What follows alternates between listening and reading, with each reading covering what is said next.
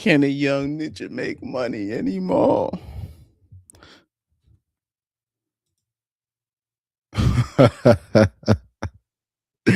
Oh man, isn't this some interesting stuff, man? This is some interesting stuff. Hold on for a sec. I got the wrong layout. I got the whole wrong layout. There we go. Pyro said this is too early, but this must be reported on. This must be addressed. B. Watkins, what's up, man? This must be spoken on. B. Watkins says, I thought it was for midnight. I don't know, man. This must be spoken on. I got to do more midnight streams like I used to. Right. But this must be spoken on because this has been on my mind for the past this has been on my mind for the past 24 hours. This is very interesting. I don't know if you I'm pretty sure you guys have seen this on Twitter. Here we have NFL reporter.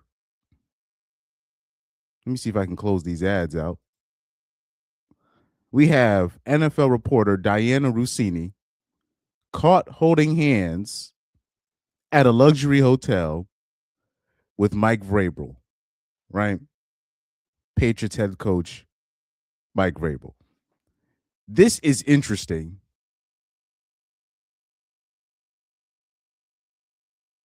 This is interesting.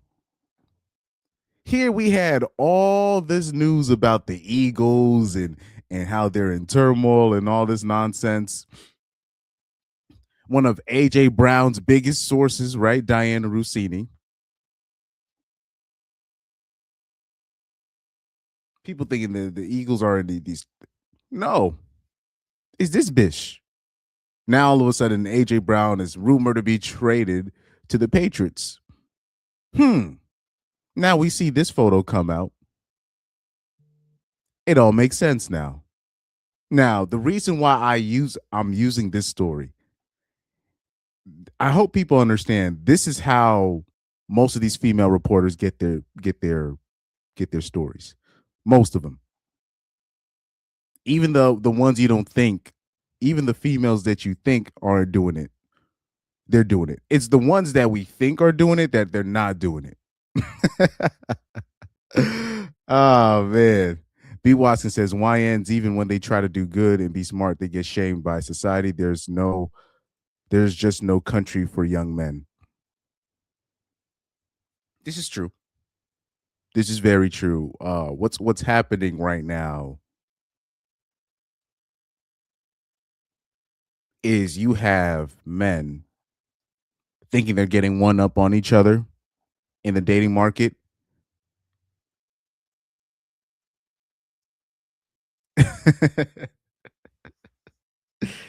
They think they're getting one up on the dating market, but the reality is there's literally no place for young men. None. Definitely not in America.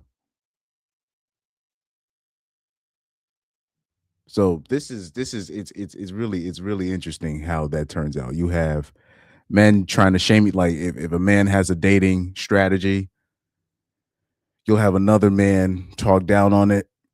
If another man does it this way, you have another man. Meanwhile, the women can literally do whatever they want and get ahead financially. So it's really interesting how this is turning out. Oh yeah, and by the way, if you guys watch I know you guys watched my last live stream on this channel. I'm not saying on the other channels, but I'll say on this channel, I am not going to say we cannot say that athletes aren't high value men. We can't say that anymore. Can't say that anymore. After what Orange Man did, going out of his way to make sure to nerf the NILs and the transfers and basically men being able to move freely. And you got other men praising this bill. This is crazy. Nope, we can't do that no more. So that's my opinion on that. I cannot believe Orange Man went out of his way to do that.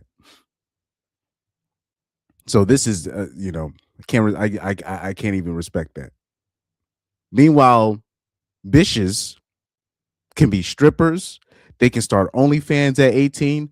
Bitches be stripping. They be stripping at 16, and then they'll lie about their age, and people know they're lying about their age, but they can do that. They can buzz down for the game for money, and and the country will not step in. The government won't step in. You got young women selling feet pics, selling pictures to old men for money, and the country won't. The government or whatever, the president won't step in and nerf it. But anytime young men try to get ahead in any way, in any fashion, all of a sudden we need to step in. This is very interesting, right? He knocks. Sorry for that. He says, "Man, Chris, He said you knocked me out from Content Max, and I feel betrayed. No notifications. Yeah, because I just started it because I didn't. I was gonna create videos for today. That was my goal. But this story with Dianna Russini has just been stuck in my mind. It's just because it's just it shows me when things like this get exposed. It proves me right so much. There, it just gets stuck in my mind, and I can't get over it. So I'm like, I gotta do this. I gotta do this. You know.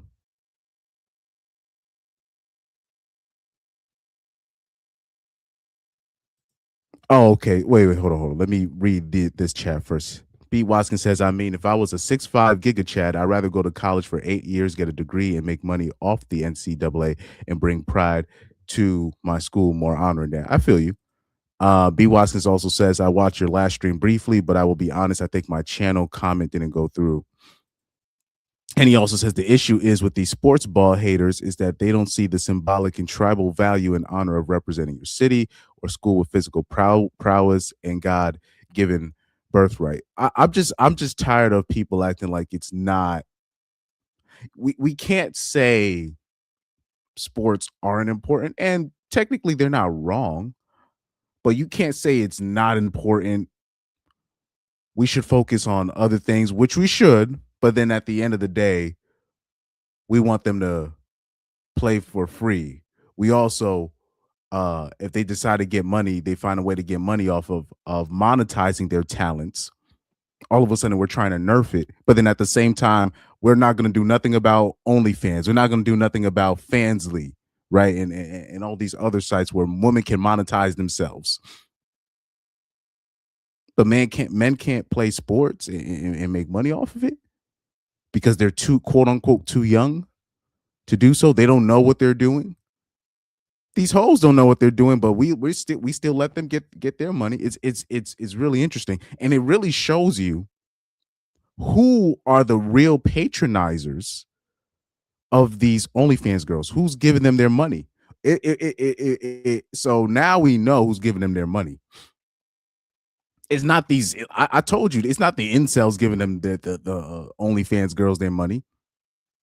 It's these people. It's these people in charge with money, people in the government. They're the patronizers. Didn't they find out that like Cash Patel, right? The this guy, did they say they found out that he had a whole X videos account? And then I don't know if that was AI, but then they also said that Sleepy Joe's wife is also a gooner, but behind closed doors. These are the patronizers of these OnlyFans girls. These people. Because it's quite interesting. Because I'm looking at other governments in the world. They literally no more OnlyFans, no more this, just straight. Nope, you hoes can't make money. So they're showing you how easy it is. They don't want to do it, but you're going out of your way to stop young male athletes getting their paper via NIL. It's very interesting, right? Enoch says, screw the dating market. Young men are not able to get jobs nowadays. You can never lose women while chasing money. Yeah, this right now, because you still have so much like the HR ladies now.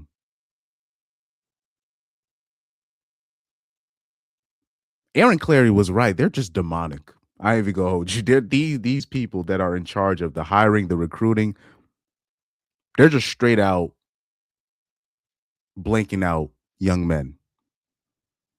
And you're not only seeing it with, with the HR, you're seeing it now with the students. Now people are finally putting two and two together and realizing having a majority females as the teachers is a real negative towards young male students. Oh, these young boys, they're just not learning as fast as these young girls. No.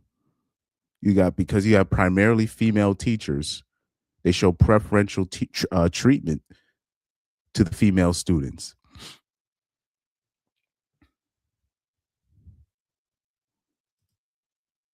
B. Watkins says men like Matt Walsh and other sports ball haters hate the physical requirement and discipline it requires to be in that. I agree.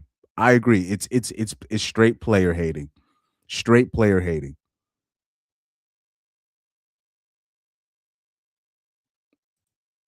B. Watson says sports have always been important to male societies. The Olympics form the basis of Western view of sports and representing where you are from. Facts. I agree with that. So Henoch says athletes are circus clowns. They are the modern version of Roman gladiators. All right, I can't disagree, but seeing the people in charge going out their way,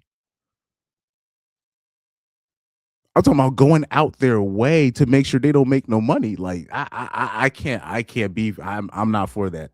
I'm not for that. And then especially now you have particularly the young females.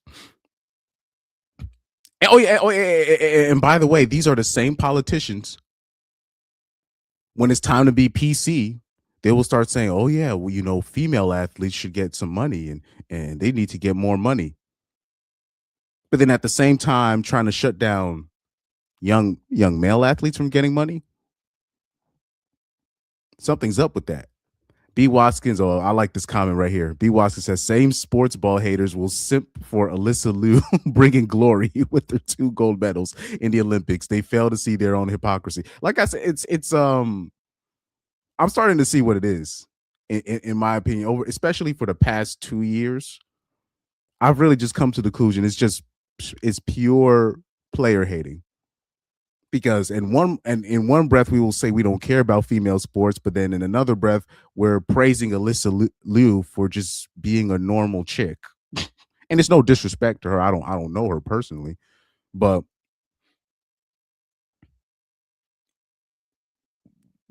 all this praise for one chick for doing figure skating, and shout out to her. But I'm like, what does that do? What that got to do with me? Right? So it's weird. It's really weird.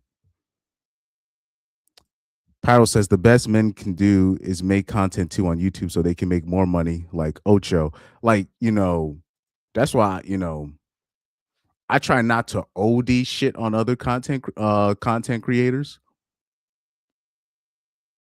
But we gotta be careful. We gotta be really careful about that. Let me see. B. Watson says they just hate Chads. Had it been a 6'5" Chad who looks like Bjorn Anderson and won a gold medal for the US male figure skating, he would be extremely hated by the conservatives. This is true. He would be I don't like it depends. It's just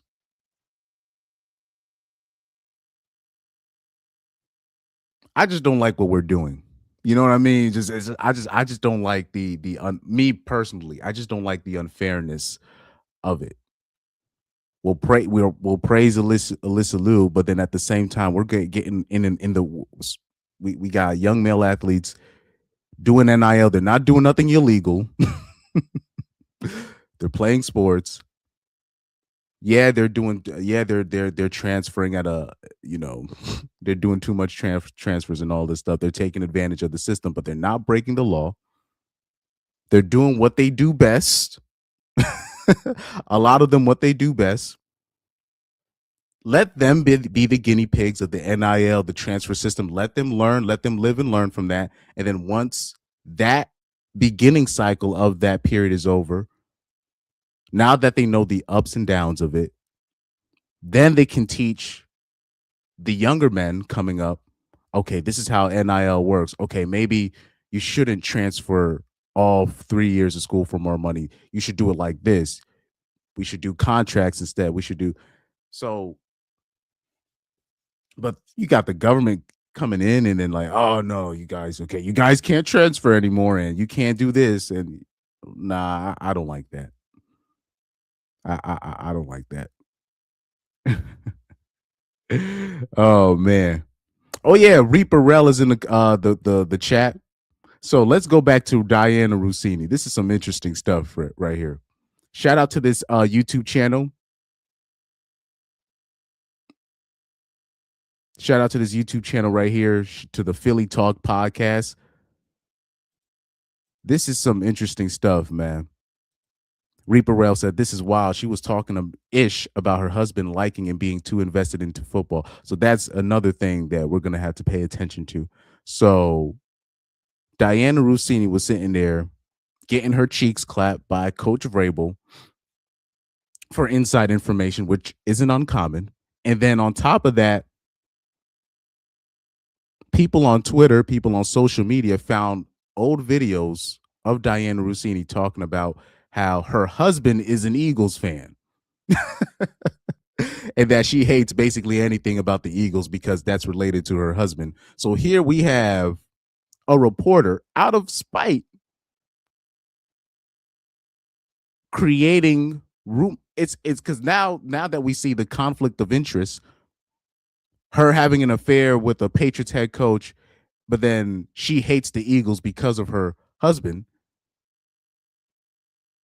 Now people are gonna now look at her old reports. I'm like, okay, are you trying to cause dissension in the Eagles organization? Are you trying to create rumors out of thin air to cause dissension in the Eagles organization just to spite your husband? And then on not only that, because you're having an affair with Mike Vrabel, allegedly, they're both denying it, but we see the pictures. Now people are going to say, so this is why A.J. Brown is being rumored to be traded to the Patriots. You're trying to lower his value so the Patriots could get him on a low so it can help your side hubby. What I just said, it just makes sense if you're just going off the visuals. It just makes sense. You can't even be mad at somebody like me, a simpleton like me, can come to that conclusion. But this is interesting, man. This is very interesting, right? But anyways, oh man, yeah. Okay, watch this. I agree with that. B. Watson says like women would love him, but you would see men like Matt Walsh complaining about masculinity when said Walsh would walk on the other side of the street to avoid men like me. This is true. This, people like they'll say they want masculinity, but they want masculinity to look like something that's comfortable to them. You know what I mean? So um, they want masculinity, but they want it to be a symbol.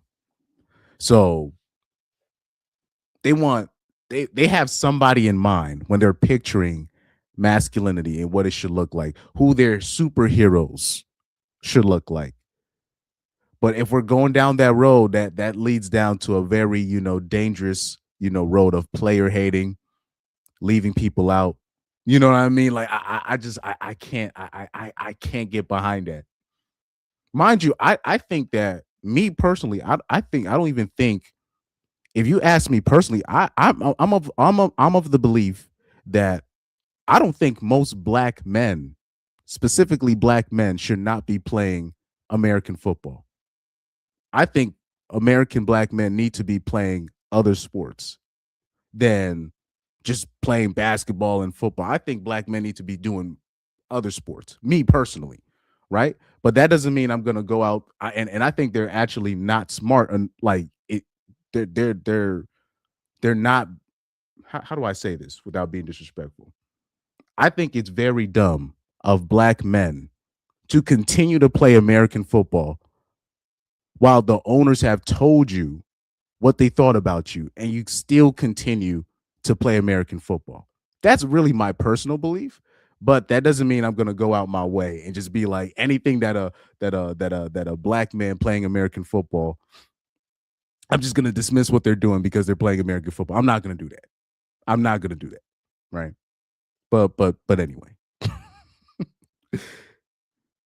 Like I don't even like even when it comes to soccer, I don't even like what's the black player's name that plays for Italy?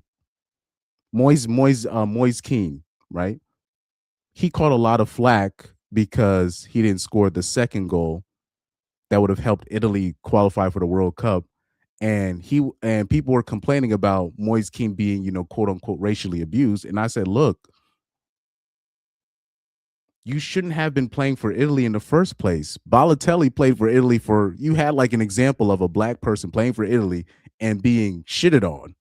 So why don't you play for your home country instead? They will appreciate you more, but you still decided to play for Italy. That's like my personal, I got like real cold-hearted like beliefs when it comes to stuff like this. You know what I mean? So this is not me trying to, oh, you just all you want to do is stick up for athletes and all this stuff. No, I'm trying to be fair. I'm trying to be fair here, right? B. Wasker says Matt Walsh envisions masculinity as 1950s nice guy with a suit. Yes, more soccer and baseball. Black men need to be playing more base. I'll say specifically baseball. We need more black men playing baseball. I am in firm belief of that. Like, I don't think like LeBron James' son, he should not be playing basketball. He should be playing baseball. That's my opinion. His skills, like when I look at LeBron's Bronny James Jr., his skill set, he needs to be either playing American football, right? Playing DB playing a DB in American football for the University of Ohio State, right? Or baseball. That's when I look at his skill set, his physical attributes, I think he should be playing those two sports. He should not be playing basketball, right? But most black men, unfortunately, because a lot of them, if you didn't grow up with it, if you were a black man that didn't grow up with the influence of your father, you're more likely to just play football and basketball and that's it, and not get any exposure to any other sports, right? Cope Approach said, I would have been caught dead playing for Italy. Like, literally, yo. I don't know why black people still playing for Italy, but that's just my opinion. Like, but it is what it is. Unfortunately, Italy will not be able to in the future because things are not working out for the Italian soccer team. This is they missed they didn't qualify for the third World Cup in a row. They're going to have to use immigrants. They're going to have to use darker skinned Italians. They're eventually they've been trying to avoid it since 2014, but it's not working. It's not working, But if you are of African descent and you're playing for some of these European countries and then you're complaining about the treatment you get if things don't go your way, I don't think that's I think you're doing yourself as a man of African descent, you're doing yourself a disservice. You can't force people to like you. You can't force people to see things your way. And especially if you've had examples after example, but you still want validation from the people that you're calling your oppressors, at some point, I can't look at the bigots as the idiots. I got to start looking at you being like, okay, so why play for that country? That's just me. That's just how I look at it. I'm not forcing myself to be liked by you. I'm not going to do that to myself. I got At the age that I'm at, I'm not gonna do that. You know. Yeah, he's built for the Breezy. Yeah, Bronny would be doing better if he did something else, right? Now he's good for basketball. He's athletic enough to play basketball, but I'm just saying, at his size and at his skill set, if he plays basketball, he's gonna have to play guard, but he doesn't necessarily have the skills of a guard. He's athletic for his size, so he can dunk, he can play defense, but he can't really run an offense from what I've seen from him. Because he's gonna have to play the guard position because of his size. He's 6'1", max. He needs to be playing something else. He would literally be perfect playing any other sport. He has great exactly. He could be a slugger and big. He has great hand-eye coordination, like awesome hand-eye coordination. So he has the same attributes as his dad, but he's 6'1". You know what I mean? So in terms of he has the same athletic attributes as his dad, but the basketball is a big man's game. You got to be like minimum 6'4" and up. Like if you're like a 6'2" guard, you're considered a short guy in basketball, right? So he'd be great in baseball. He'd be a shortstop. He'd be great. I think he'd be great at baseball. You know, Henoch says, well, Chris, you realize it was due to his father's influence that he's playing basketball. Even Cristiano Ronaldo Jr. is playing football. Yeah, that's true. So, but I just think that LeBron is, I just think Bronny is playing the wrong sport. But because he does have respect for his father above all, which is something that we do encourage on this channel, he's going to play basketball, right? Same with Cristiano Ronaldo. Like Cristiano Ronaldo Jr., I've been watching him, and as I look at him,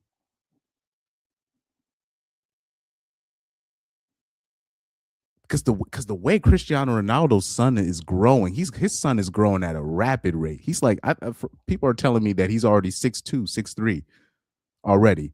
So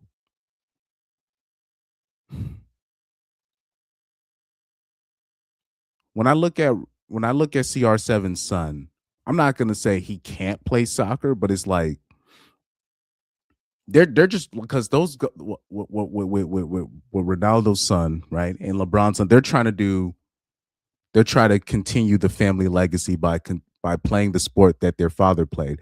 But I think their skill sets, their physical attributes would be better. It would be better served elsewhere.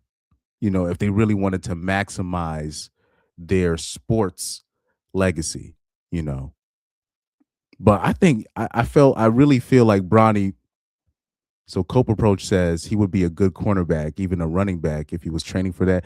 Honestly, Bronny, if he played football, he would have been a great he could have done any position in football. In my opinion, I think he would have been a great DB, a great running back, wide receiver. But when I'm looking at him when I see him playing basketball, he has great hands, I'm talking about real great hand-eye coordination. He can read the game defensively. I'm just imagining him just playing DB. He'd be locking people up if he was DB. And he would be a good wide receiver too. Like he would be as dangerous of a corner as, Trayvon Diggs, right? Like that's kind of how I envision Bronny if he were to play football. Um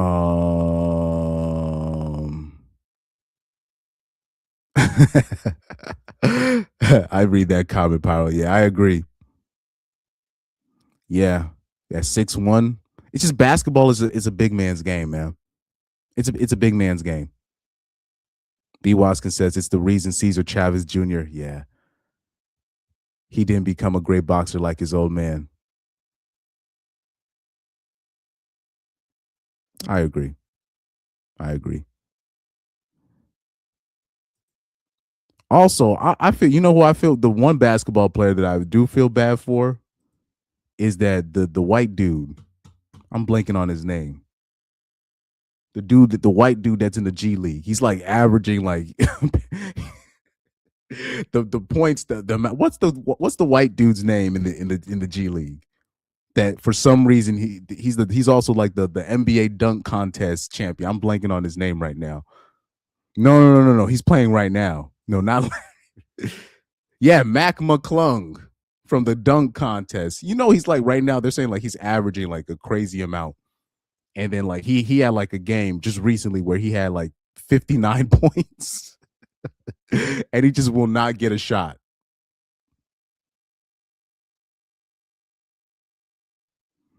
No, not Scalabrini, whatever, Brian Scalabrini. I'm talking about Mac McClung. Because I remember seeing Mac McClung highlights when he was in high school. I remember seeing his highlights in high school. I'm like, damn, this nigga got hops. Yeah, he was the G League MVP, and he just still won't get a he just still won't get a shot. They're doing him dirty.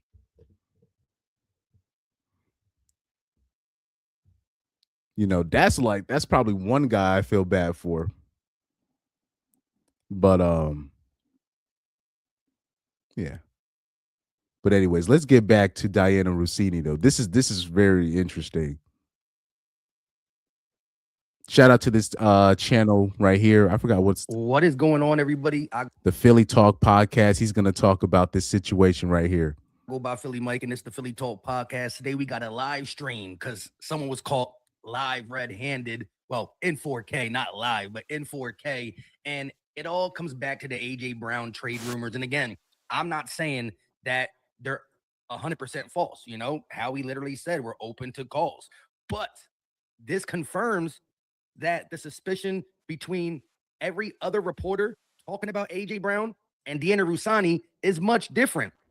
New England Patriots head coach Mike Vrabel and top New York Times NFL reporter Dianna Russini hold hands and hug at a luxury hotel. And again, now, mind you, let me see if I can bring up a picture, a close up. Let me see if I can bring a close up of the picture. This is some interesting stuff. Watch this.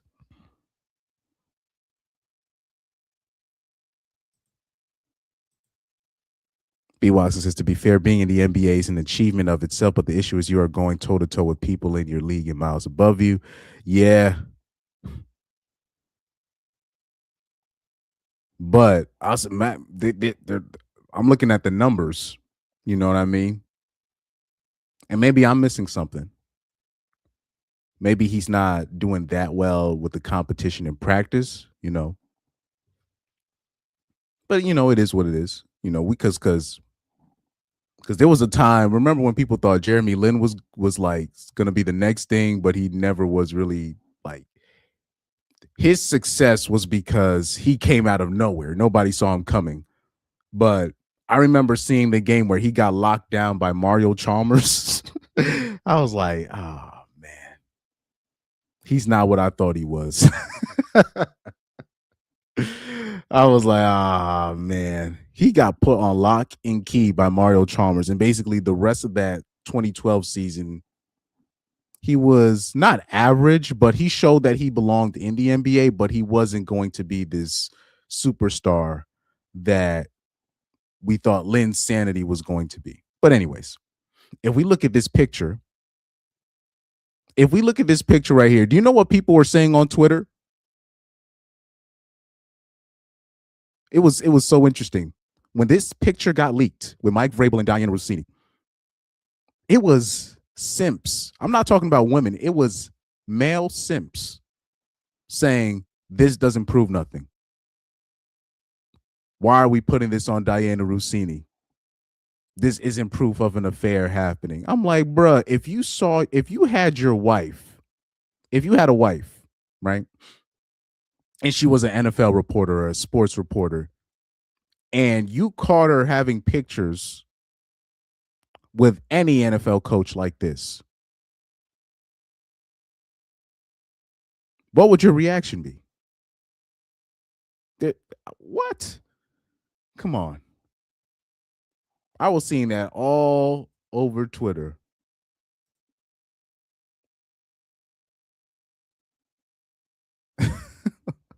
I was like, how do you see this photo and say this is not an affair happening? I was baffled. I was like, you got to be kidding me. Oh yeah, yeah. They said divorce her. Yeah, she's by yeah. By the way, both Mike Vrabel is married, and Dianna Russini is married. Remember when with the Anton Daniels situation and Mika and people were saying, "Oh, this don't mean nothing." Anton Daniels just because he got pictures with her, and I'm like, guys, like we can't do this. we can't when we're seeing right what's happening right in front of our faces, and we're just gonna ignore the obvious.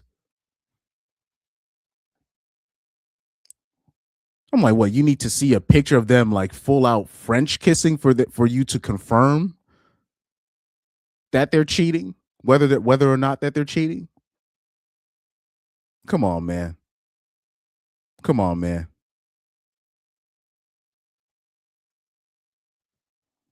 Somebody said, to be fair, in Mexico, I have seen many compadres touch their comrades in front of their compadres and not think anything of it. The thing, what people do, particularly with cheaters, they don't hide. They just do it in plain sight because they're just like, because what happens in the normie's mind, right? They see something like this in public in front of them, and people, and just the natural reaction is from us, including the normies, is to be like, nah, there's no way they would just do that right in front of our face. Or somebody says a joke about somebody that seems a little bit too true, like, damn, that was pretty raw. Just said that out loud in front of everybody. There's no way that can be true. No, that's true. They're just doing it right in front of your face. People don't hide this stuff anymore. They just do it right in front of your face and then just hope that people don't, and they're just gonna assume that people are not brave enough to confront the obvious because it's so in your face. You'll got that, at your job, you'll have the work wife and the work husband, and they're openly flirting with each other right in front of your face. And they're just doing whatever, but they're fucking. They're fucking.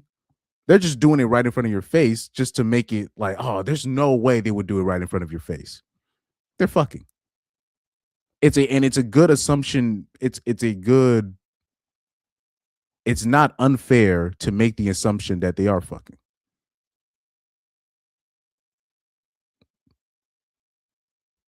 Somebody connects that, like, oh, they're fucking. Oh, they'll tell you, oh, why would you even think that? You never heard of a joke? You never heard of a work wife, work husband? No, they're fucking. They're fucking. They just don't want to go through the energy of just hiding their affections towards each other, because then it'll make it more obvious a lot of the times.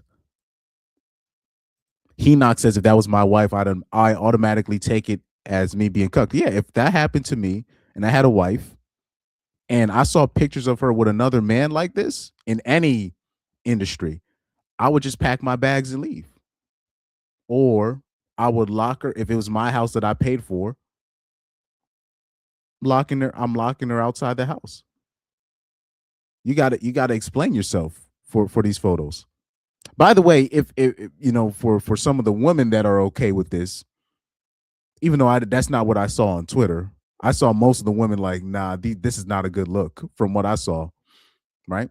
But for the women that think that this is okay, imagine if you saw your husband, if your husband was Mike Vrabel in this situation, what would you think? He's cheating. It's very simple. It's very, very, very, very simple. B. Watson says, LOL, one time a dude who was drunk tried punching me for slandering his compadre's good name, who was touching her rear, but I quickly dispatched him. Oh man. First of all, that's why I don't be hanging with people in general. No, what's it? After hours, no hanging out with the what's it? The colleagues after work, no bowling league, no none of that shit. Cause motherfuckers be getting drunk and then blaming their despicable behavior on their drinking. Nah, not I you know, anyways, let me put it back here. Let me not go on a tirade on that. Again, the hug is one thing. They could be cool people outside of their jobs, but y'all know as well as I know that lock fingers, right? That first circle picture that you see, that man to female lock fingers looking into your eyes, that's a different type. Let's let any of your wives see you do that, and it's a rapsy scapsy lounging by the pool. And again, whether they are doing something explicit or whatever you want to say, they're doing something creepy on the side because they're both married. That's on them. But in NFL, By the way, I've already told you guys, we already know. And nowadays, it's the married people cheating the most.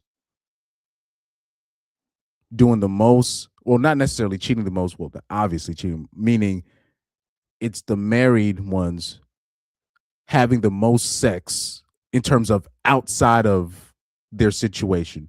So whatever affairs that are happening at your job is most likely people that are already taken or people that are already married doing the most fucking at your job.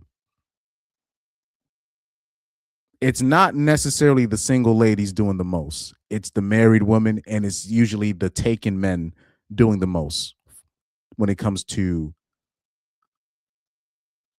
fucking people at the job or fucking a colleague. The ones doing the most fucking are the ones that are married. And then they're the main ones that will encourage people to get married and all this stuff. That's the irony. This is true. Henoch says, remember, it's the cheaters whom defend this. It reminds them of their actions. That is also true. A lot of this is like the people that will defend stuff like this. They're on that same timing. It's very interesting. Like they will call. Here we are. They're calling Corey Holcomb a degenerate, right? But he's not the one married, and here he has more respect for Anton Daniels' marriage than Anton does. But Corey's the degenerate. That's usually what happens. We'll be the single ones.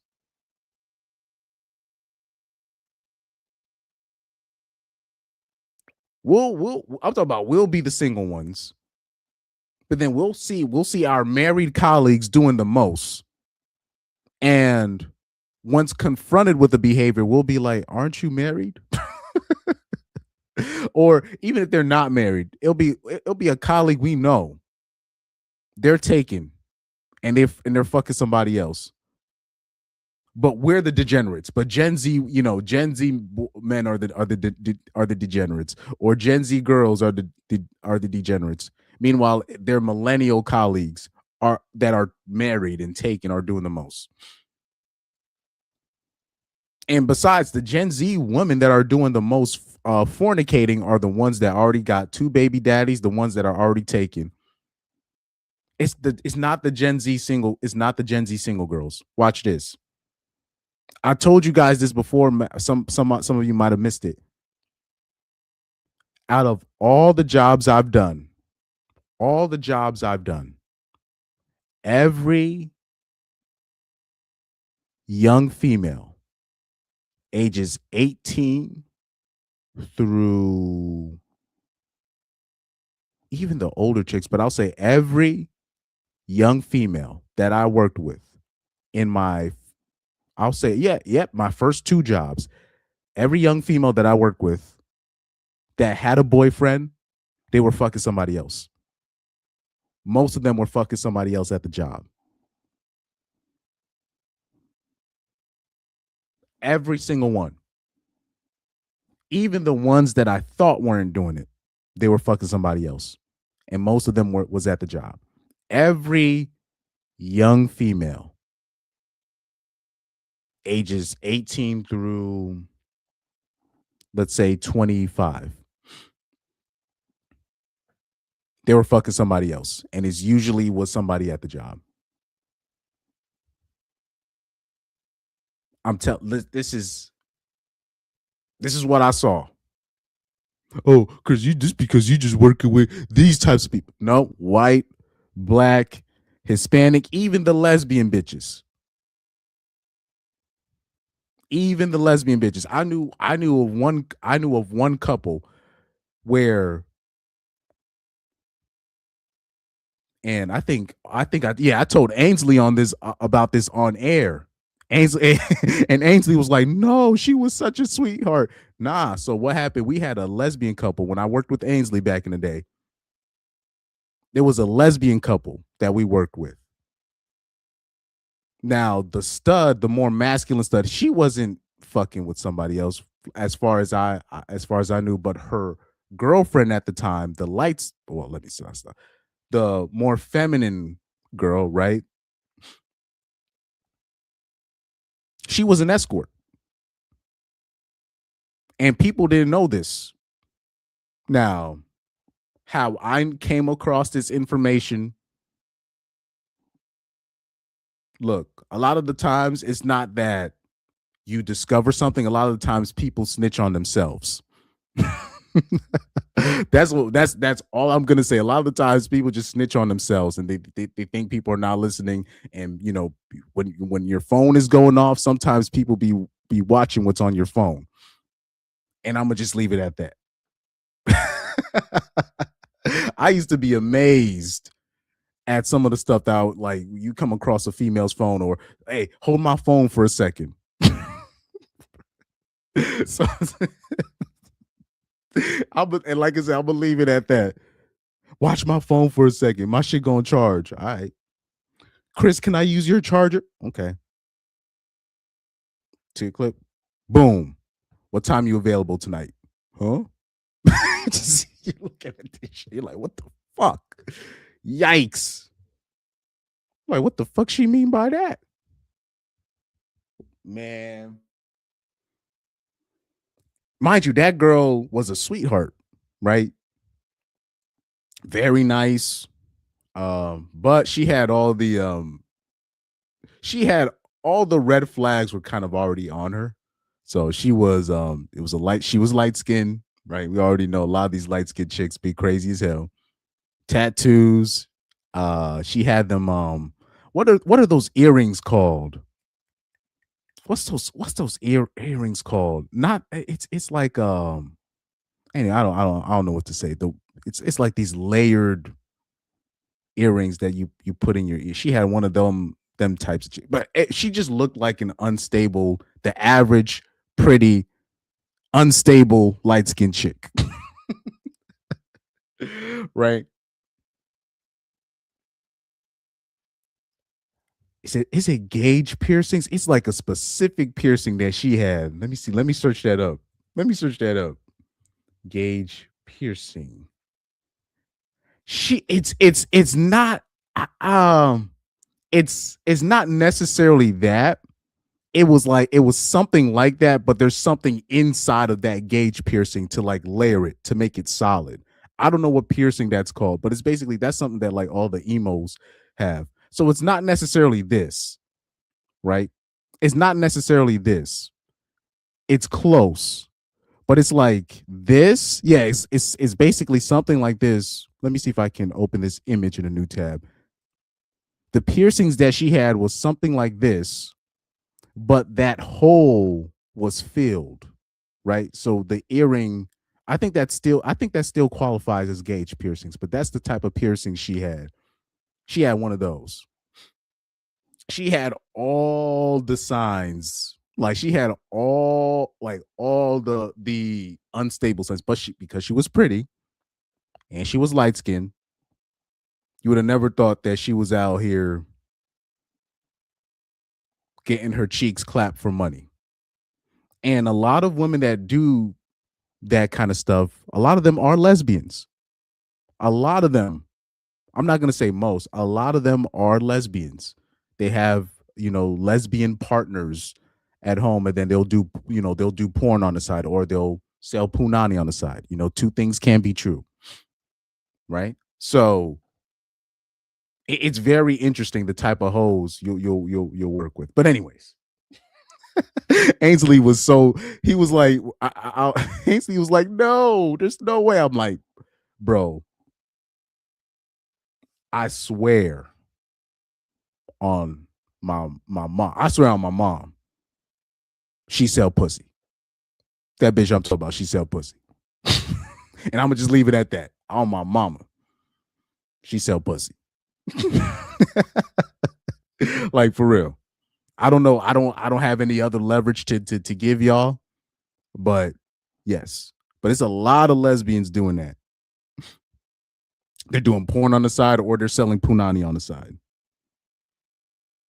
So that's the so mind you, that's the one chick that I know that wasn't necessarily cheating in terms of cheating, but she was out here being an escort. And then and then the stud partner, she wasn't cheating, but her lesbian partner that was working with her, she out here selling punani. Crazy work. But yeah, those are the ones that are taken are usually doing the most. Usually.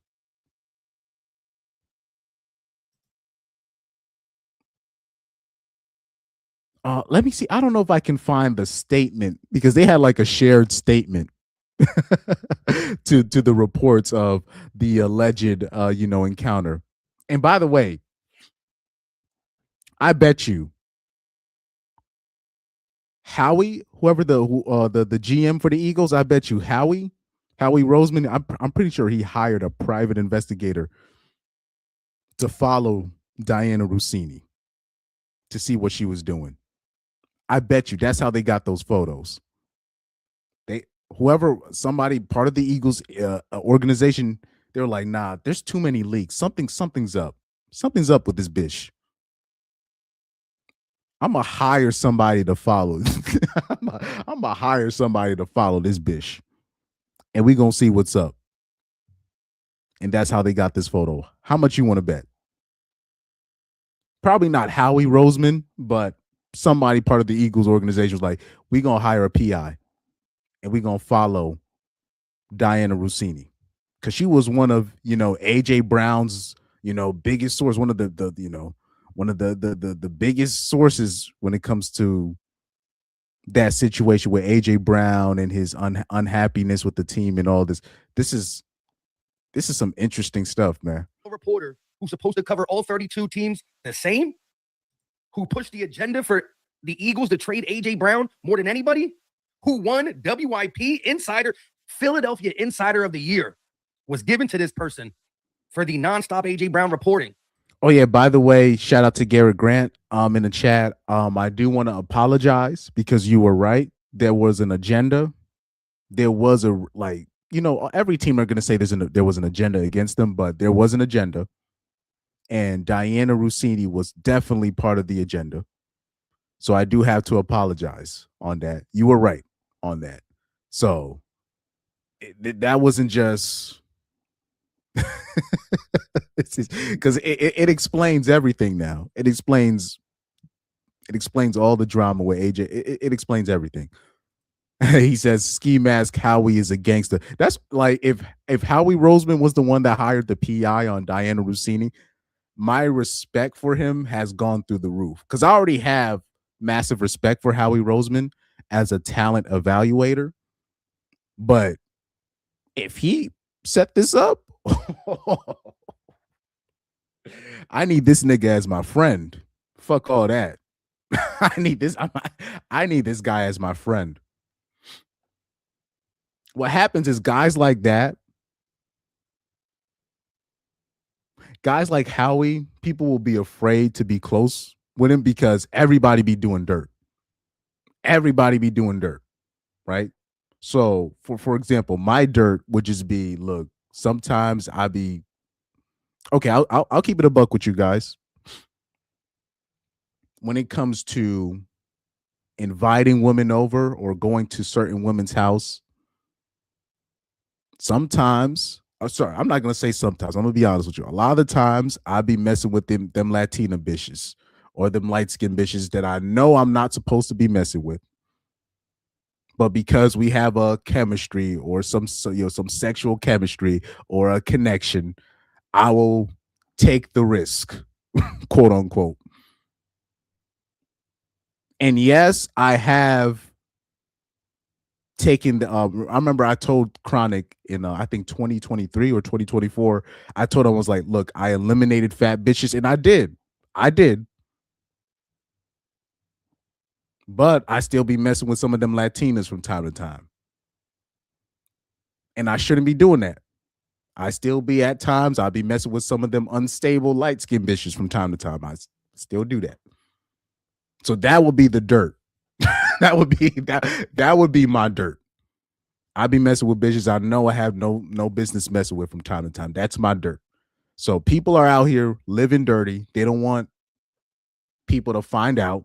People be in whole relationships and having two side chicks here, and then their partner be having side piece. They be having a whole roster, so they'll avoid somebody like a Howie Roseman because if something's off, he'll find out your dirt. You know.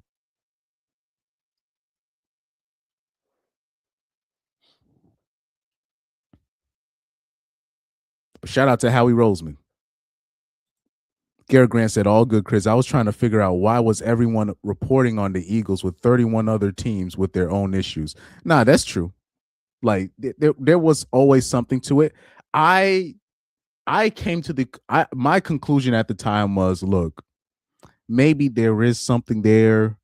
Maybe I don't know. Maybe it's the jealousy between Jalen Hurts and AJ Brown. I'm like, it was interesting because I said, I'm like, there's got to be a bitch involved, but I thought it was like me. I just came to the conclusion like maybe Jalen Hurts and AJ Brown they was messing with the same broad and something happened. That was my conclusion. But I said, I'm like, there's got to be a bitch involved in this. There has to be. There's no way that there's not a bitch involved. Now, I didn't think it was gonna be in this regard where you have a bitch that's literally like in the reporting sense, her man is on the her side hubby's on the Patriots, and then she's doing favors for him, and then Dianna Russini's husband is an Eagles fan, so she was just doing this shit out of spite. I didn't think it was gonna be like that, but I just came to the conclusion like, okay, maybe Jalen Hurts and AJ Brown they fell out over a bitch. That's all it was. I just I was just like fuck. But I'm like, there's gotta be a bitch involved. Has to be. Yeah, legendary GM. I think Howie Roseman set this up. I have a feeling he knew of this. He's like, we gonna follow.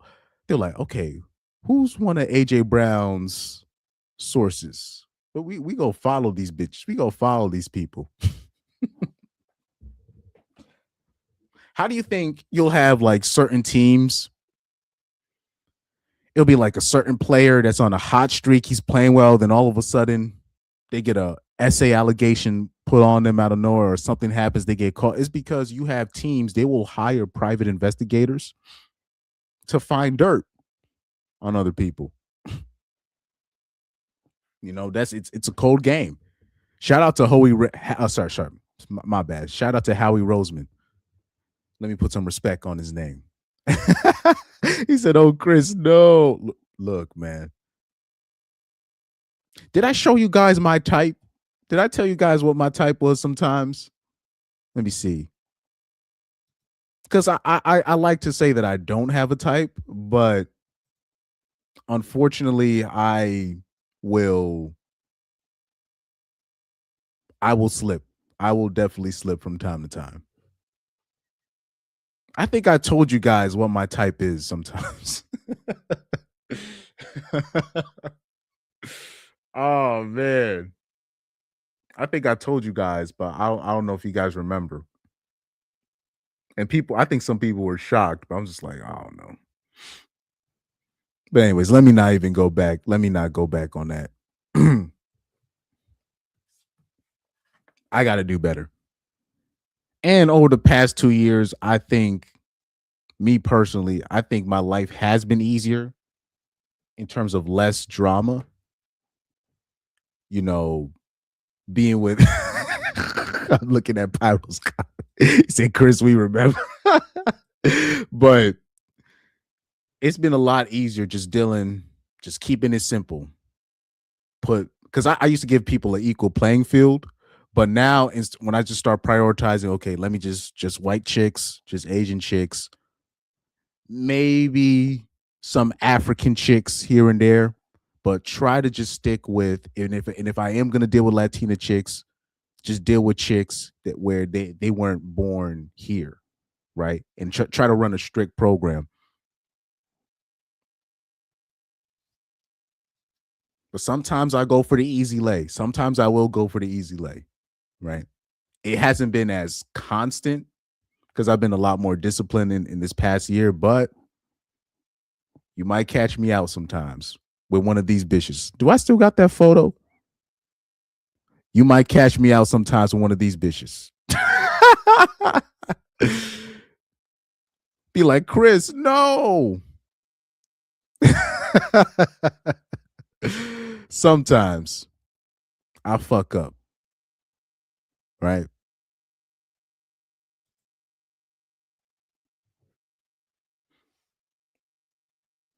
But I'll say, yeah, for me, cutting out the fat bitches, that was easy for me. That was just me just not being disciplined, me just going for the, low hanging fruit. But sometimes I've been called out, I'll be like, God damn.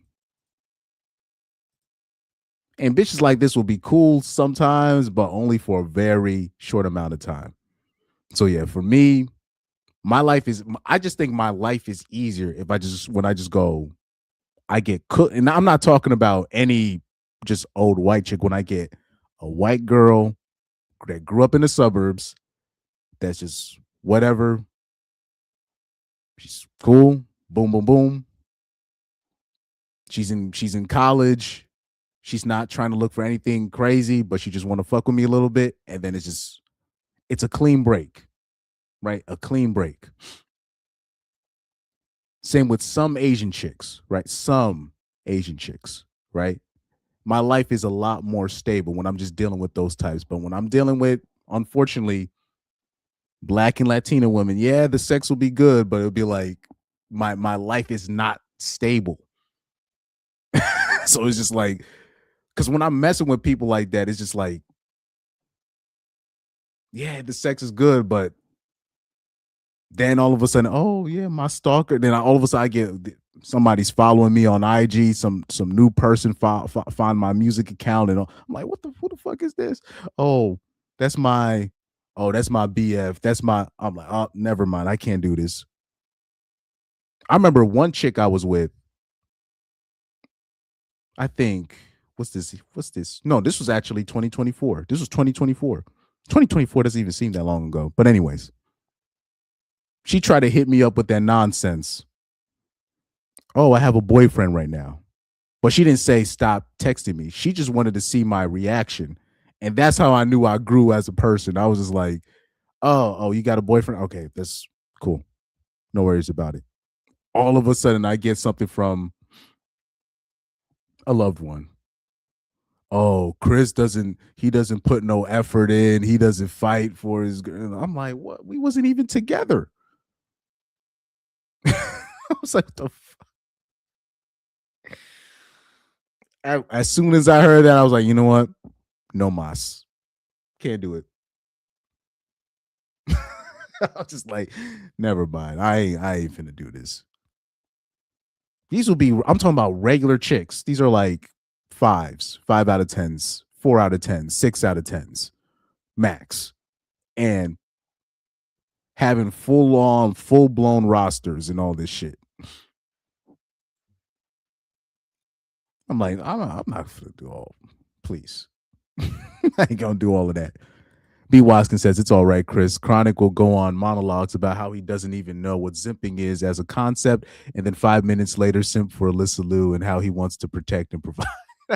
Yeah, it happens. It happens. Like my life, like me personally, my life would actually be a lot more stable if I was just like, if I had more girls liking Alyssa Liu, believe it or not, right? Just a normal, regular chick. But unfortunately, the circles that I run in, and then especially now with the music stuff, and then even the people, even the women that are connected to the artists, they're just not stable, right? I knew this one girl, she's like she's a painter, right? And she has a man, kind of, but she be giving me like active choosing signals. And I have to be like, I'm like, but your man is been.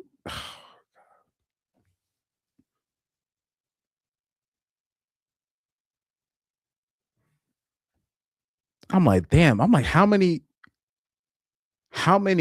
females that are involved in that? That's like an artist, a singer, female. Uh, sorry, that's an artist, a singer, a musician, etc. You gotta be. I'm sorry, you gotta be a strong man if your girlfriend is in that industry. And I'm gonna just leave it at that because there's about 3 or 4 or 5 chicks where they'll give me active choosing signals. I remember even one was like just OD, just literally on me in front of her boyfriend.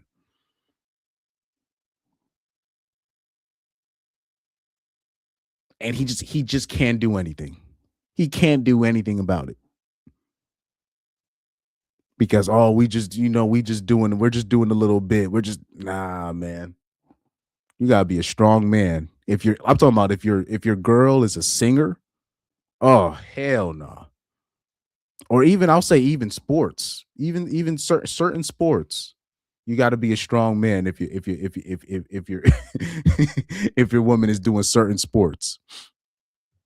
Oh yeah, and by the way, if your girl used to play basketball, there is a high chance that she used to be a carpet muncher. There is a legit high chance. If your girl played basketball, especially if she like played basketball in college, like I used to feel bad for this. There was this one girl, like when I was in high school. I was a senior, she was a freshman. I used to feel so bad for her because she was so tall. She was like 14, but she was like already like 6'3", 6'4". She quit basketball. And I asked her, I was like, why did you to quit? Why'd you quit? And she said everything but the most important part. You know how girls will talk around certain things. And then I was like, I'm like, that don't make no sense. And then I finally realized, I'm like, oh, them bitches was hitting on her. And then now I gotta look back because you'll even have female coaches that will hit on their own players. So now I gotta really think back because I saw a picture of her when she was in middle school, and she wasn't like she used to she used to look like a regular chick, and then like something happened where she turned into some golf chick. So I'm like something happened. what happened?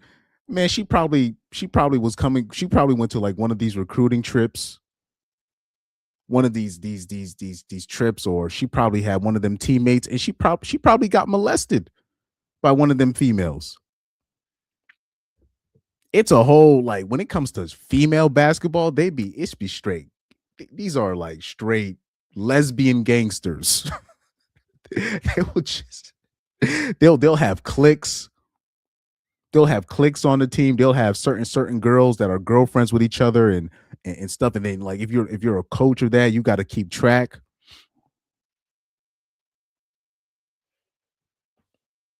Yeah, like when it comes to female basketball, is crazy. Female basketball is crazy. Because there's certain girls that I know, they stopped. Oh, I kind of putting her on blast a little bit, but my cousin, she used to play basketball and then she stopped around 15 or 16. And I never really asked her why.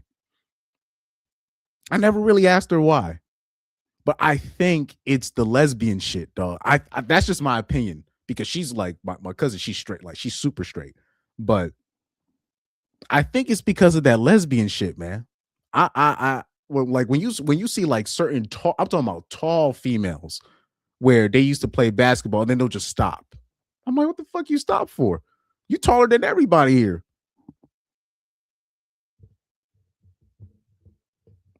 It's the carpet munching. They just not for it. And then because the problem is if you're around it long enough, you're probably gonna if you say the more you say no, the more chance you're probably gonna get violated or you're gonna get ostracized from your teammates. And they're just like, I can't do this no more.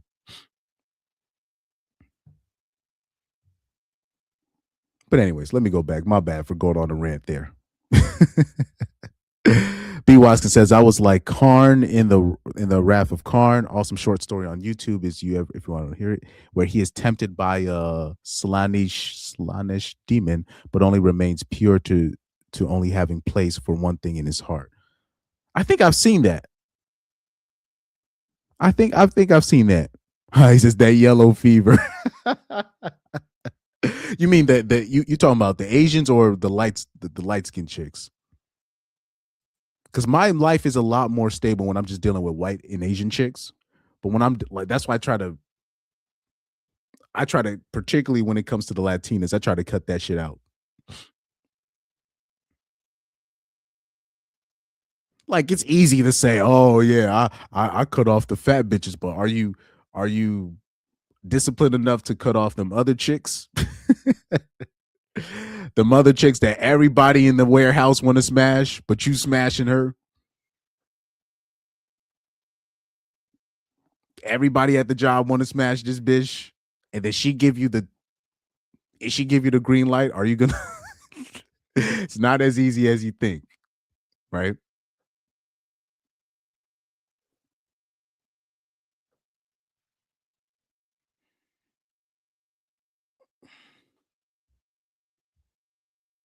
But yeah, this path requires a lot of discipline. And thankfully I haven't fucked it up in terms of like never messing with an artist. But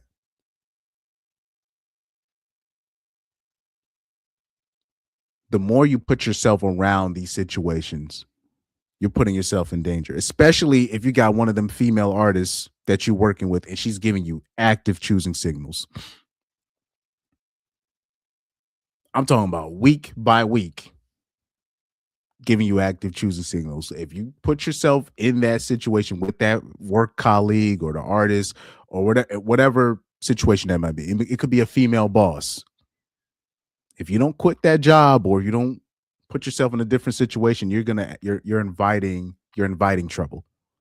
Not necessarily because you're gonna fold, but what if she gets frustrated with you and then she accuses you of something? So this is, you know. But anyways,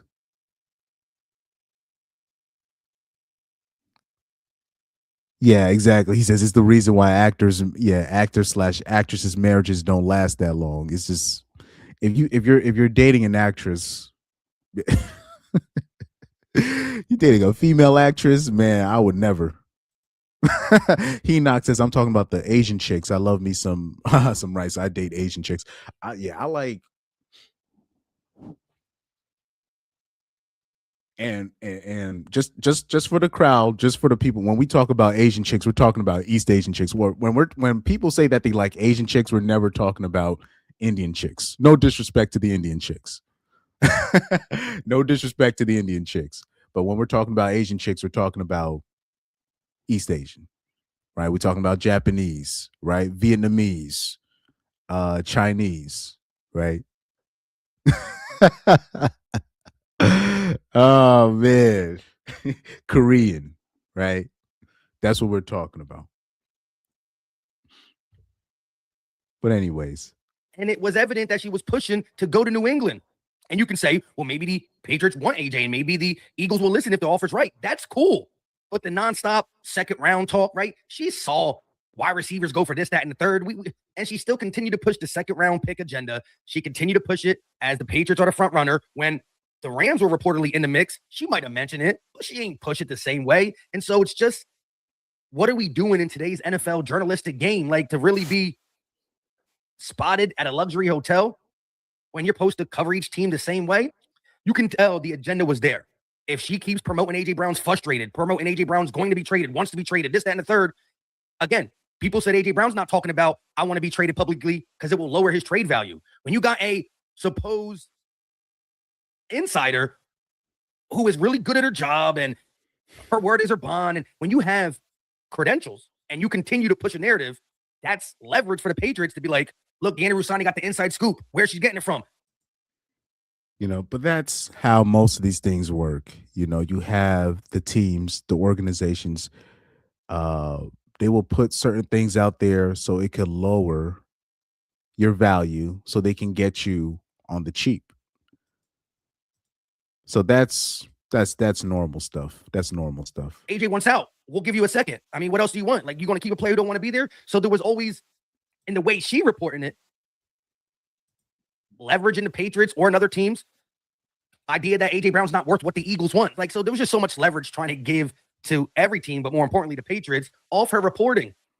Come on, Dianna Russini, you got to be better than this. This is crazy to me that, again, when you break it all down from Adam Schefter to Ian Rappaport to everybody else, nobody talked about AJ Brown trade more than Dianna Russini. Nobody talked about him going to the Patriots more than Dianna Russini. This is actually true. These are facts. Now we find out this. So again, I'm not saying AJ Brown is, I never thought he was going to be traded. I still don't think he's going to be traded, but I never said it's 100%. Like, things can happen. Was he frustrated? Yes. Do I think it's going to be amended? Yes. We'll see June 2nd, but the validity to what he's worth and where he should go and all that was just a way to lower his trade value. She's single-handedly trying to destroy the Philadelphia Eagles. If you ask me, that's what she's trying to do. This is very interesting. Let me see anybody else's, because I want to see people's reaction. I want to see, did ESPN or FS1 cover this? Because they had to have covered this. This is too much of. This is way too much. This is way too much of, like, of a violation. When we're talking about journalistic integrity, does Dianna Russini, does she work for ESPN? Does she work for FS1? I know she's just an NFL insider in general, but does she work for a network? Because this needs to be talked about. So we have ESPN's Adam Schefter. I don't know. Did he talk about it? Joining us now on Kincaid and South Cheers, premier NFL insider for ESPN, Adam Schefter. And Shefty, one heck of a news day yesterday around the NFL. Just your initial thoughts. We'll give you the floor to talk about what you think as an NFL insider when everything is such in the news with the Mike Vrabel, Dianna Russini situation that surfaced yesterday. Yeah, listen, not my story. Didn't report it. Saw it like everybody else did. And I guess my thought would be, I don't know what's right. I don't know what's wrong. Here we go. Here we go. He's already tap dancing. Oh, I saw him just like everybody else. I don't know what's right. I don't know what's wrong. You don't know what's right. You don't know what's wrong. This is wrong. This is clearly wrong. I'm gonna have to give the pro blacks this. Right. Remember when the Jaguars got knocked out of the playoffs and they had the black female reporter who was, I think, she was like a Jaguars reporter, and she told the Jaguars head coach to, keep your head up, you did a good job this year. And she got put on blast on all these sports network just because she saluted the head coach for doing a good job with the team this year. But they're gonna keep it hush hush with Dianna Russini. This is not a good look. That's not a good look. People were talking cash-ish about that Jaguars black female reporter for basically just giving Liam Cohen positive praise. And nobody, so now when it comes to something like this, nobody wants to cover this. Nobody wants to, oh, we don't know what's right. We don't know what's wrong. This is all types of wrong. This is all types of wrong, man. Come on. He's already shuffling. Come on, man. I feel bad for the families involved.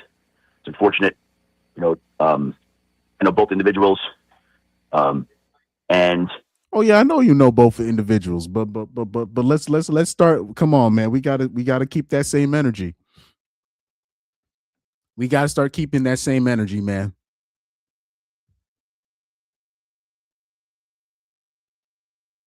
Come on, man. Some of these people pass gas, and then you start to bringing up what they did in second grade and all this stuff. And come on now, this is time for. Where's the actual? There is no journalistic integrity. Journalism and integrity doesn't even really belong in the same sentence from what I've seen over these years. But like, come on, man. Yeah, I guess my first thought would be they went to the families of the people involved. And, I just wish everybody the best and hope everything works out with everybody. What is protocol for you? Wow. What a PC ass answer. Yeah, I guess my first thought would be they went to the families of the people involved. And, I just wish everybody the best and hope everything works out with everybody. What is protocol for you and people like you in your job to keep the gathering of information process professional and not too personal?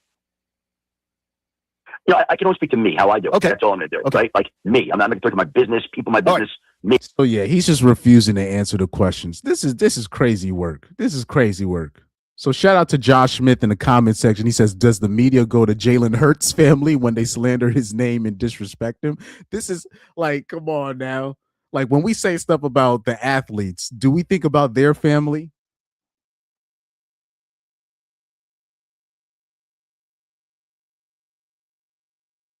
Like when what's that player's name? The Jaden what's that dude? Jaden Ivey. When Jaden Ivey says what he says, are we thinking we got to kick him out because he said something about the rainbow people? Do we think about his family?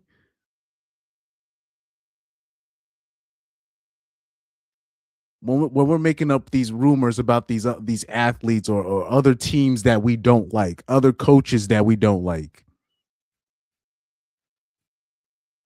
are we thinking about their families? But we got to think about their families, even though they're the ones out here doing the dirt in a clear way.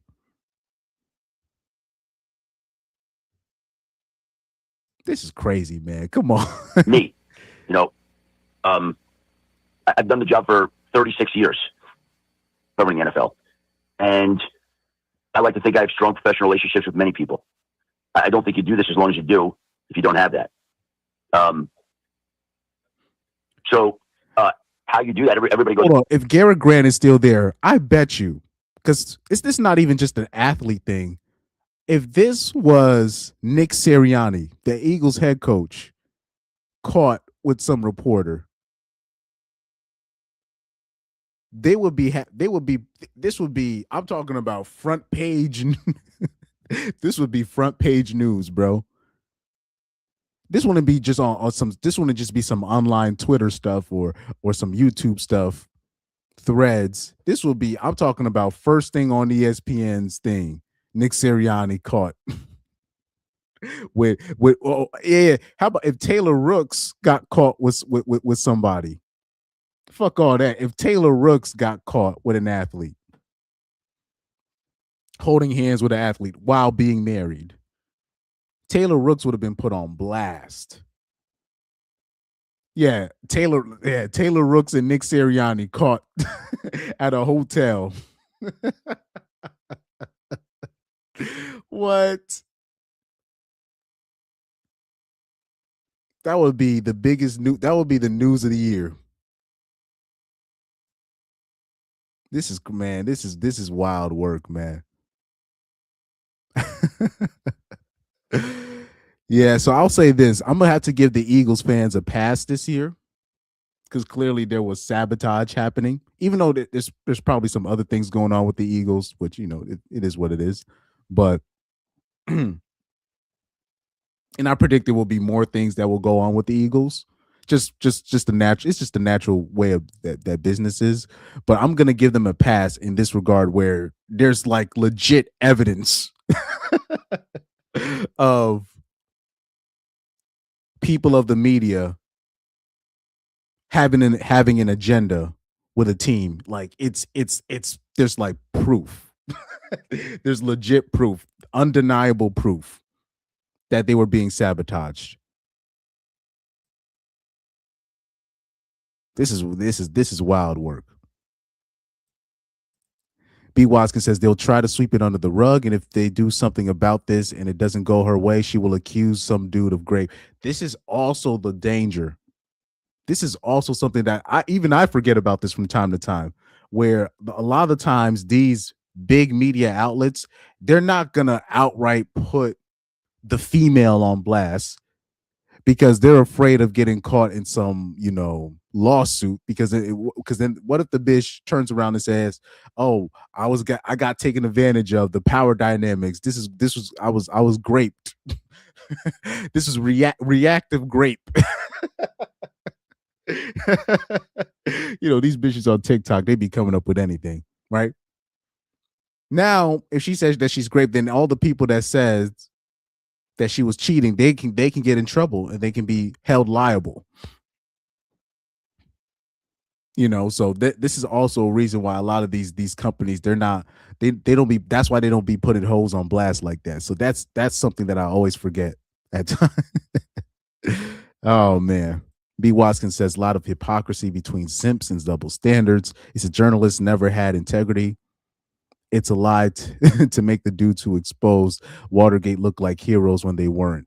That's another story, Yes, this is true. It's interesting. So look at Garrett Grant's comment right here.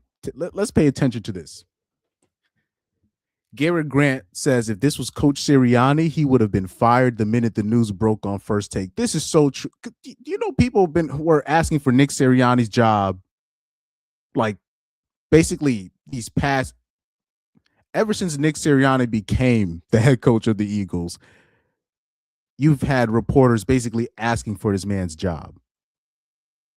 Like in terms of firing, they've been saying that he should be fired. They've been saying that for the past 3 to 4 years that he's been the coach of the Eagles, even though he's won a Super Bowl, even though he's had basically the best record of any opening 4 years than any other coach in history.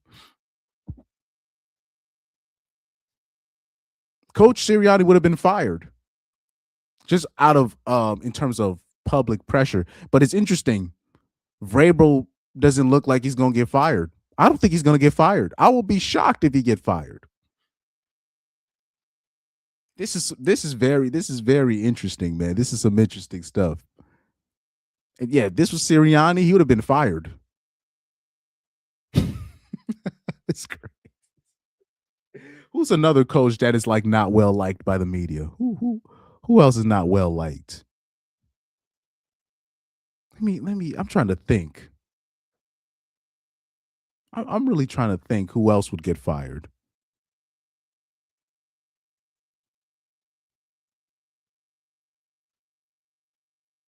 I can't really think because if Sirianni, I think I brought up the perfect example because people have been asking for his job. I'm like, and it came to the point where I'm like, damn, did Sirianni do something wrong to somebody? Like, what the fuck is going on?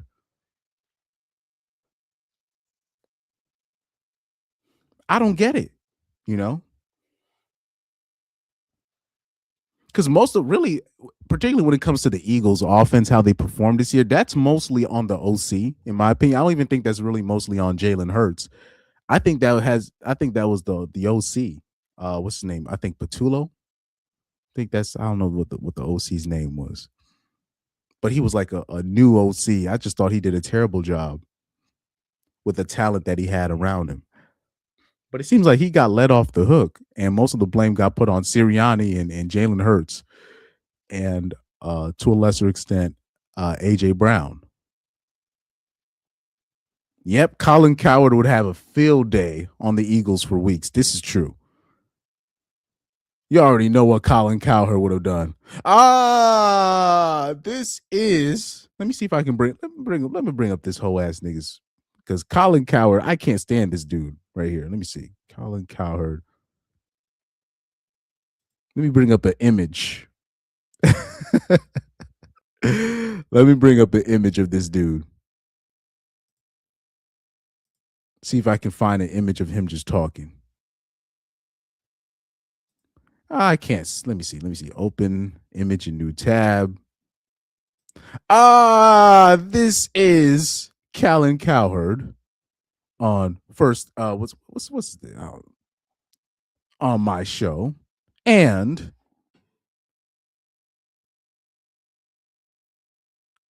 what's the analogy he would do? More drama in Philadelphia. Where there's smoke, there's fire, folks.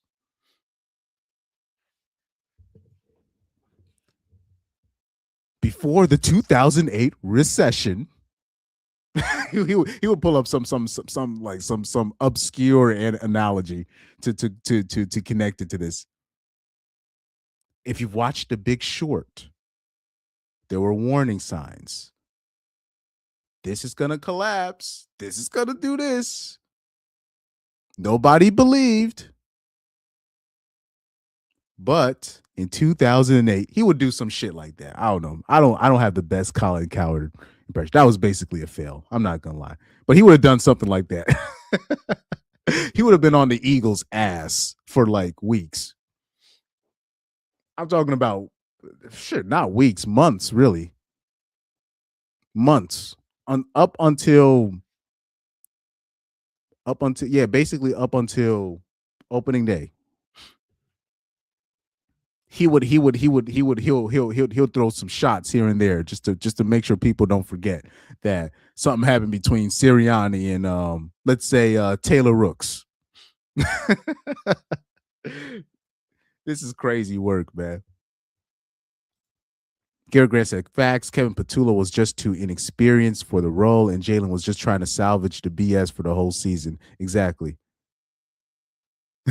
B. Watkins says, the dude who predicted 2008 still tries to grift out of his luck. Yeah, I forgot what the guy's name is from that predicted, who basically betted on the economy crashing in 08. I forgot his name. I remember we did a whole segment, like when I was in high school. We did like a whole project on this dude. Goes about it differently. I've just tried to be a good person to people. I've tried to be fair. I've tried to be honest. I've tried to be informative. I've tried to be accurate. I've tried to be a man of my word. I've tried to be honorable. That's what I've tried to do over 36 years. And that's what I would say. Yeah, totally understand there, Adam.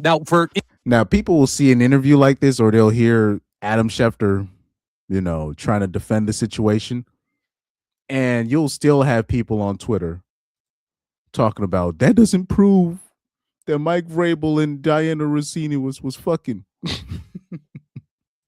That doesn't prove anything. These pictures don't prove anything. This is ridiculous, man. This is ridiculous.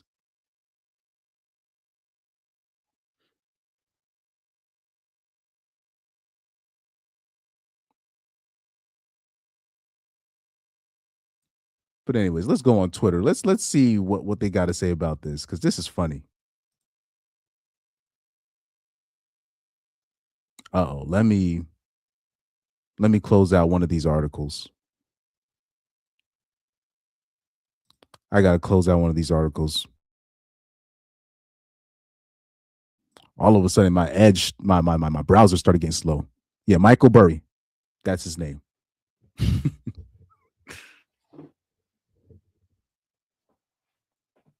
I'm investing in water because Let me leave that alone. But anyways, let me go back to Dianna Russini. Let me go back to Dianna Russini. They found an old video of her talking about why she doesn't like the Eagles. And it's very interesting. And my husband said 2 words to me. He's an Eagles fan. And I'm like, this can't be a thing. Like, I don't want to be the household that is shaped by the result of a football game. Like, A, grow up. B, you're a father. I don't want our children having a culture where mommy and daddy's tone in this house is based on the result of the Philadelphia Eagles. Who cares? So stupid. And my husband said 2 words to me. He's an Eagles fan. Interesting. So I already know Eagles fans is gonna be on this bish. They're gonna be like, so all this time, all this drama that was created, all because you don't fuck with your husband no more, so you just doing this shit out of spite. Oh man.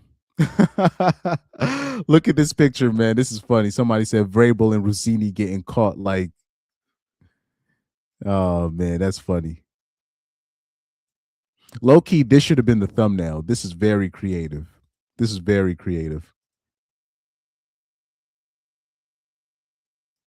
Yeah, but it's wild. Vrabel's not gonna get fired, bro. This is very interesting, man.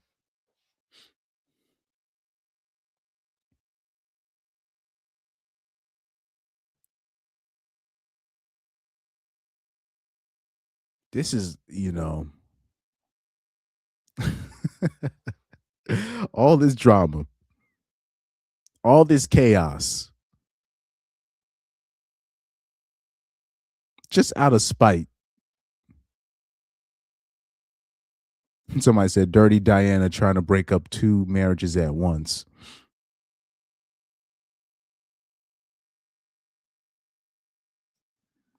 And then you'll wonder why. It'll be like certain reporters, they'll go off on certain athletes or certain teams. You'll be like, what the fuck? What did I do something to this report? No, you didn't. It's just something's going on in her household or something's going on in her personal life, and she's just doing this out of spite.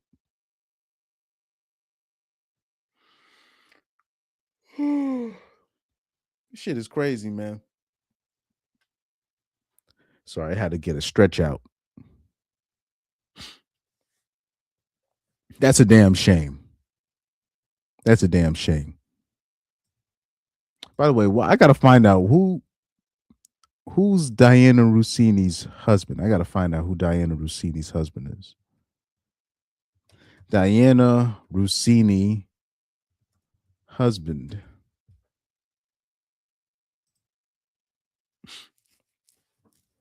Oh, this is some interesting stuff.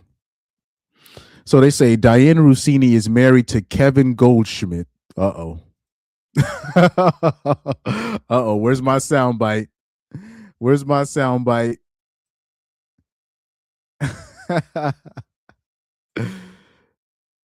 Oh man, where is it?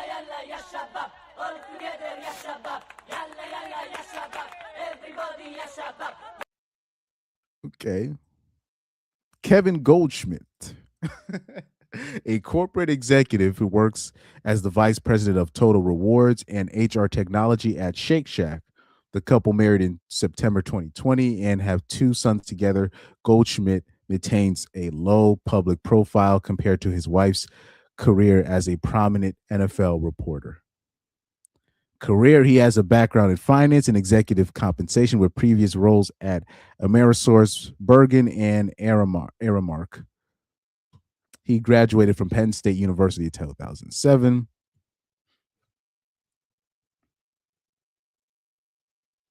He is not involved in the sports media industry and focusing instead on his corporate HR career. Interesting.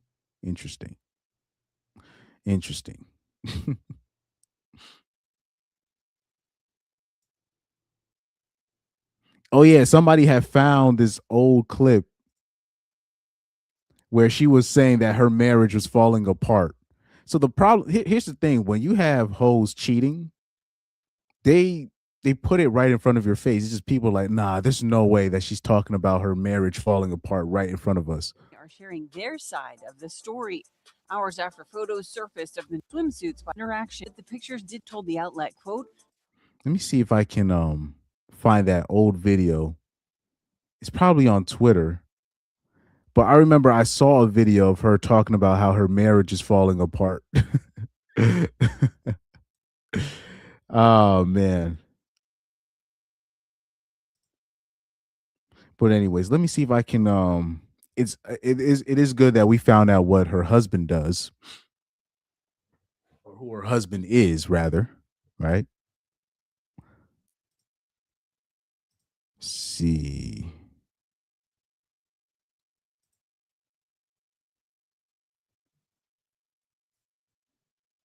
So let's bring it up. Let me see. I'm gonna bring up NBC News first. Let me bring up NBC News first, then Fox News.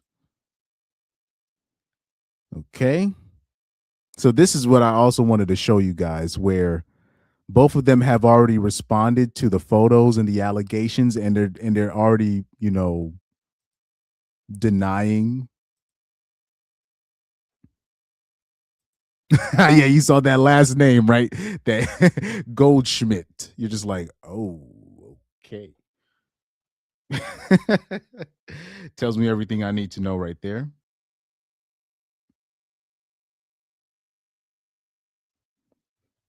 Anyways, let's read this article. Patriots coach Mike Vrabel and NFL reporter Dianna Russini say photos of them at the hotel are misleading. In photos published by Page Six, they are seen hanging out at the Ambient Luxury Hotel in Sedona, Arizona. After photos emerged of New England's Patriots head coach Mike Vrabel spending time with NFL reporter Dianna Russini at a luxury hotel in Arizona, Russini said the photos were taken out of context and her employer has come to her defense. Of course, they came to her defense. They don't. If they throw her under the bus, she's gonna say it's great. But anyways.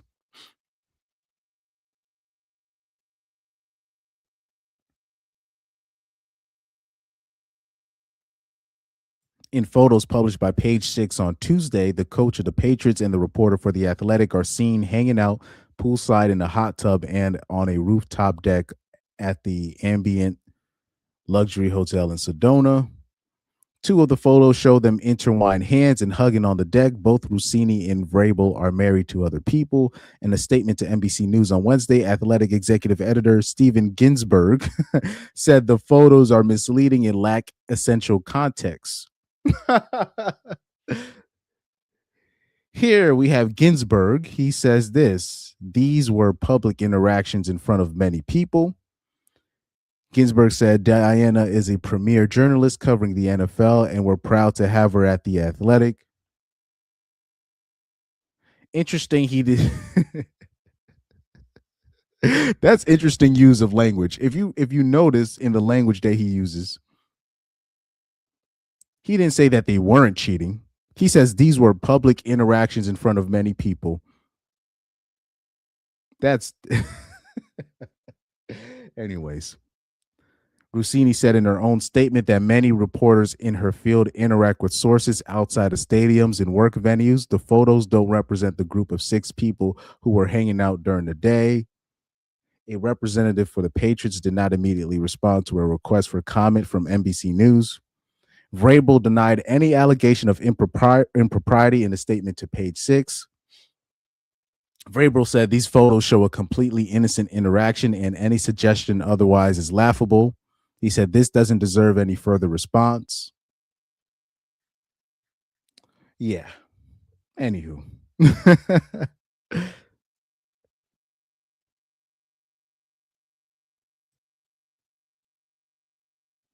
Yeah, nobody's buying that. Nobody with 2 eyes are buying that. What did OJ Simpson say? Believe your lying eyes.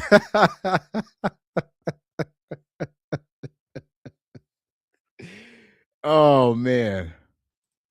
But anywho.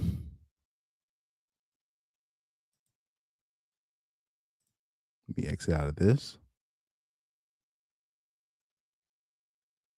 This is Mike Vrabel on Patriots clinching AFC East. Let's see. Yeah, Fox News are saying basically the same thing. Yeah, they're basically saying the same thing with Fox News. No surprise there. Let me check Google real quick. Let me check Google.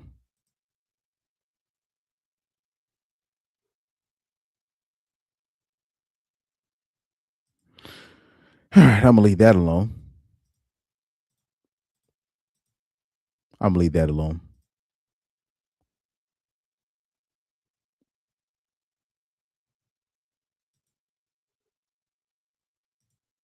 Let me look at some of these chats. I think I missed a couple. Oh, actually, I caught. I'm all caught up. B. Watson says she's going to be uber protected. The Patriots are the untouchable. That's why they, with the Patriots, Mike Vrabel. That organization, you're not allowed. You can't really. You can't touch them. You can't touch them. And the Patriots, they have been chosen a long time ago. Basically, particularly after September 11th, they have been chosen to be that team, to be the face, America's team outside of the Cowboys. So that team has always been protected, even when they cheat. They've always been protected. Exactly. The manufactured face of the NFL. I agree. B. Watkins also says oh, no, my bad. He says the NFL would rather the whole league burn if it means the Patriots get away with it. Yeah, Deflategate, Spygate. I mean, just outright cheating. But they get away with it because it's the Patriots. But I think if it was literally any other coach, they would have gotten fired for this particular situation. They would have got fired. And it's only us YouTube ninjas that are, covering this. They're not covering it on ESPN. They're not covering this on FS1. It's very interesting.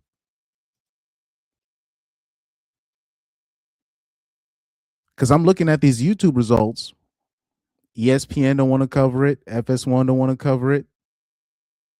Remember when Joy Taylor got into the situation she got into? Only one person on TV was brave enough to not necessarily mention it, but to make a reference towards it, and that was Cam Newton. Nobody else. And then remember when Cam Newton was referencing toward the situation, and Stephen A. Smith was trying to act like he didn't know what he was talking like he didn't know what he was talking about. When you got female reporters out here acting like straight 304s, doing what they do, when you got Joy Taylor doing what she was doing, it's crickets in the mainstream media. It's very interesting, man. It's very interesting. Let me see if I can find that video. I thought that was funny when Cam Newton made a reference to it. Cam Newton talks about Joy Taylor. No, not the interview. And mind you, Cam be a simp, but he was the only person that was. He was like, because I remember Cam Newton was talking. He was like, "Look, there's certain lawsuits, there's certain networks that are involved in certain lawsuits. We can't talk about it, but here we are. We sitting there. We're putting Mark Andrews, the tight end, on the Ravens on blast because he doesn't want to talk to the media. But then we got to talk. But then we can't talk about what's happening in other networks with Joy Taylor and all of them. He was the only person that had the balls to do that. And shout out to Cam for that, because he was sticking up for his fellow NFL colleague, not a former teammate of his, but he protected a former player, a former athlete, and I got to give him his respect for that, because everybody wanted to shit on Mark Andrews because he didn't want to talk to the media after the playoff game where he was dropping passes, but nobody wanted to talk about the Joy Taylor situation. Let me see if I can find that video. Mark Andrews. He said, yeah. This one right here.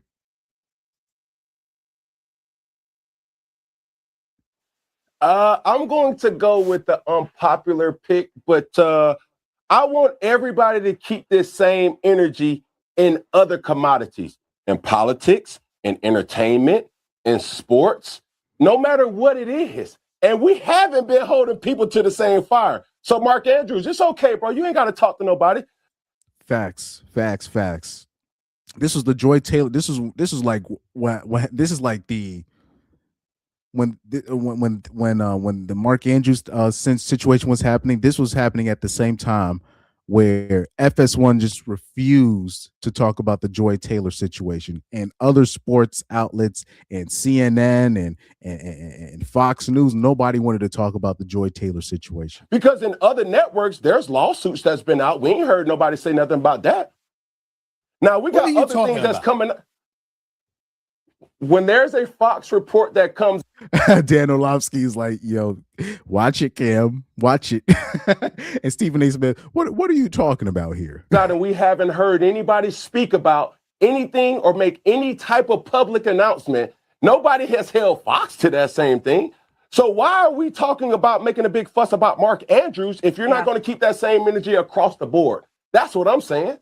He's saying in all different industries, people don't have to. I just didn't understand what he was saying. That's all. I didn't know. He's just saying in all different. Stephen A. Smith, boy, man, Stephen A. Smith is a hoe.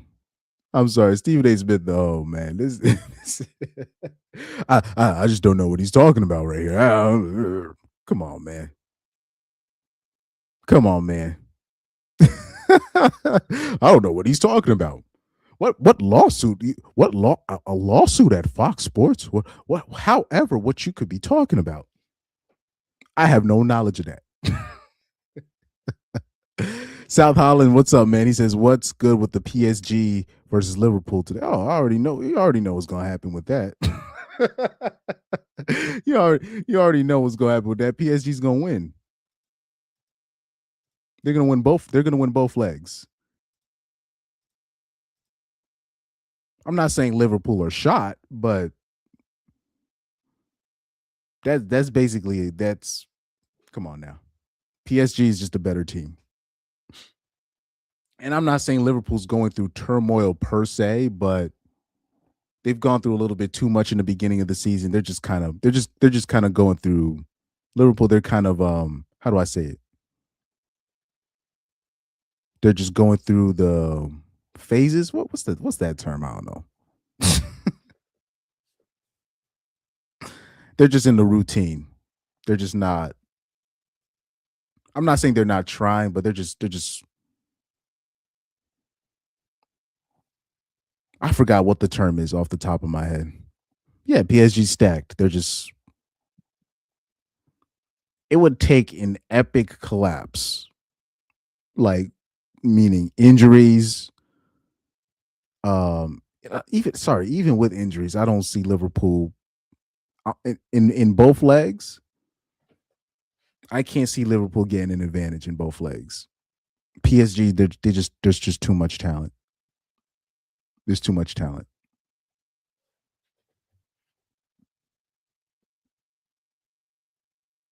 And has it been confirmed? I think they said Salah is going to leave by the end of the season. Well, I know this is gonna be his last season, but did they say where he was gonna leave to? I gotta look that up. Mohamed Salah. Let me see. Yeah, they said Mohamed Salah bench for Liverpool quarterfinal with PSG.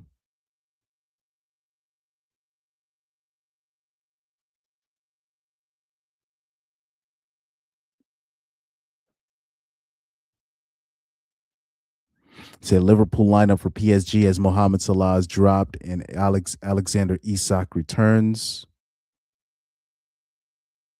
What? Hold on.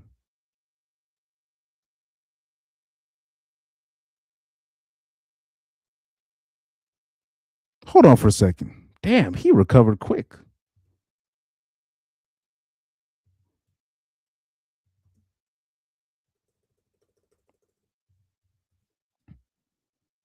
Let me hit my Googles real quick.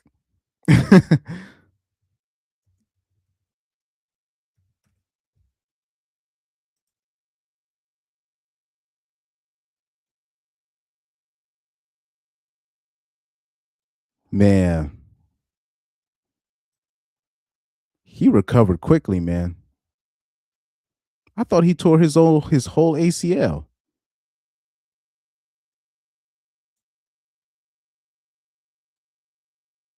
Wow, Alexander, he recovered quickly from that injury. He can actually make it.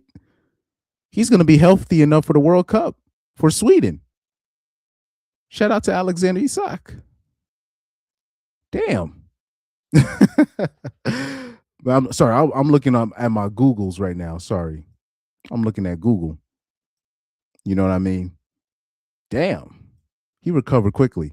Alexander, I would have sworn, didn't he like tore his ACL or MCL? I could have been, maybe I was wrong about that. Because he had like a really bad injury when he was finally finding form. But hey, B. Watkins says same stuff with how these Hollywood actresses who said Weinstein was their god don't even know who that ninja is. All of a sudden, they don't even recognize the picture of the ogre. Yeah, those same people. All of them calling Weinstein God at the ceremonies, and all of a sudden they had no idea what he was doing, what he was doing. Come on. Technically, Weinstein, I'm not going to say he's a victim, but technically he was the one getting used. If you really think about it. These hoes knew what they had to do when it came to working with Weinstein. They knew. They knew, oh, to get a role, I can do this and I can get my role. And then once he's being put on blast, now you're joining the he's this and he's that. That's a whole other story. South Holland said Mane, Salah, and Firmino days are long gone. That was peak Liverpool. Well, technically, when Mane left, that was basically it. Because Mane is a rare breed where he's a star attacker, but he works equally as hard for the team. So meaning most star attackers, they're not necessarily required to defend that much, but Mane was like what's the what would be a great analogy from Mane, a similar player where it's rare that you have an attacker like that has a strong mentality like a Mane, where he really works hard for the team on both. Like Falcao used to be the same way. He would work hard for his team, right? Cavani's the same way. They work hard for their team, right? So Mane's that same way. So when you have one of the star players that has that great of a mentality like that, it permeates through the team. So even if Mane gets mad at something, or if he does something like if he gets mad at a teammate or whatever, remember when he was at Bayern and he punched Sane in the face, but everybody was on Mane's side, you know, because they were like, nah, Sane must have did something to Mane because he works hard for the team. He's a very unselfish star player. He's one of the rare breeds of unselfish star players. So when you have a guy like that, you know, it was his time was up at Liverpool, and then he left Liverpool for Bayern. That was basically kind of the end of, I'm not gonna say the end of Liverpool, because they ended up winning a title. They won the title last year, but I'm just saying, when guys like that for the long term, they're really great to have for the long term for the team. Guys like that keep the team together, right? Same with Firmino, but I'll say actually more Firmino, because Firmino, he's another very he's one of the rare attacking players that's unselfish too. Not necessarily in terms of defensively, but meaning as an attacker, he's not a shameless goal scorer or even a shameless playmaker, right? He's willing to give that pass, the assist to the assist, or to position himself where other attackers around him will score more goals than him, will have more assists than him. But because of how he positioned himself, it's not going to help him on the stat sheet, but it helps the team overall. So he is one of those type of guys. So yeah, when it was Mane, Salah, Firmino running rampant up front, those were good times for Liverpool. Those were good times. Those days are over. Even though Liverpool they still recruit well, but in terms of the those high flying days, man, that's when Liverpool were at their best, and that's when they were at their when they were more likable too. When it was Mane, Salah, and Firmino up front, but it is what it is because they still won the title. They still won the title. But it is what it is. It is what it is. Says but yeah. Let me take that off.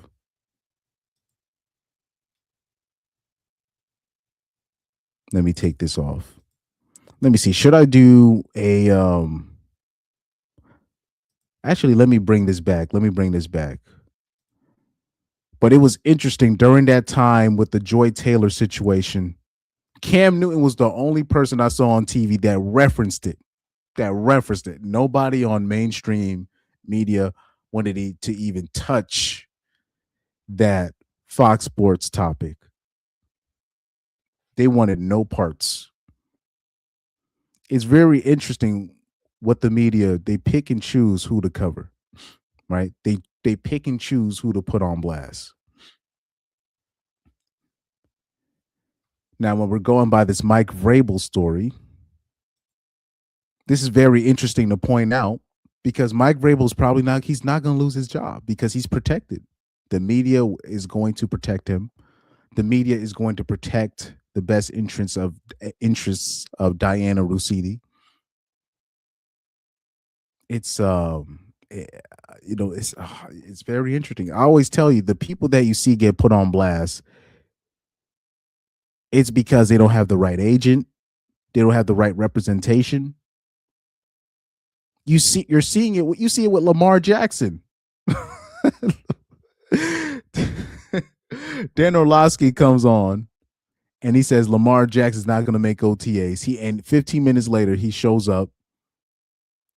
And instead of admitting that they were wrong about Lamar not going to show up for OTAs, they end up deleting the video. They delete the segment. And now the new narrative that they came up with was, oh, is he doing too much at the OTAs? Are the Ravens working too hard at the OTAs? It was like I couldn't believe the way the media was able to flip that. But that just shows you, because right now Lamar Jackson, he doesn't have an agent, meaning, and when they say he doesn't have an agent, that just means he doesn't have one of them small hats as his agent. Because right now his agent is his mom. So the reason why they're always so obsessed with him not having the agent part is because they have no insider information. Usually you have the agent that's the one, giving the reporters the information about the availability, the health of the player. Sometimes agents will leak certain things to the advantage of the player, but the smarter agents are able to leak certain information to the benefit of the media and the player, to where the media gets their little storyline, and then the player gets their whatever benefits that player, right? But Lamar Jackson, he's operating with no agent, and it scares a lot of people that rely on the agent, rely on agents. It scares a lot of the agents themselves because it's a small group of agents that a lot of these people share. So it scares them. It scares the establishment because even the owners, the sports owners, there's certain people that they want to work with. They probably don't want to be dealing directly with the families. They want to deal with somebody where they know. So, and then on top of that, Lamar Jackson, one of his biggest mistakes, right? If you could call it a mistake, where you had the NFL insiders, you had the former players, the scouts, they were telling Lamar Jackson on draft day, or sorry, before draft day, that he needs to switch positions, and he refused. So when he did that, that was an act of defiance. So they've been on his case ever since he went off script, ever since the Ravens went off script and traded back into the first round to get him. They've been on his case ever since. So that's how the media works. It's all about who you pay, the agents, the NFL insiders, the relationships between the NFL insiders and the players and the coaches. Who's sleeping with who? Who's connected with who? It's nothing about facts or truth. It has to do with none of that, right?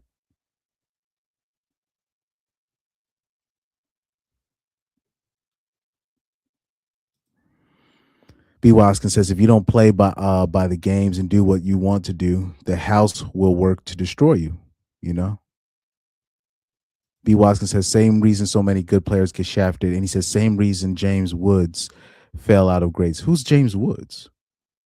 Maybe let me see. Hopefully I'm not blanking. James Woods. Oh yeah, the actor James Woods. Yeah. I was like, who? Oh, okay.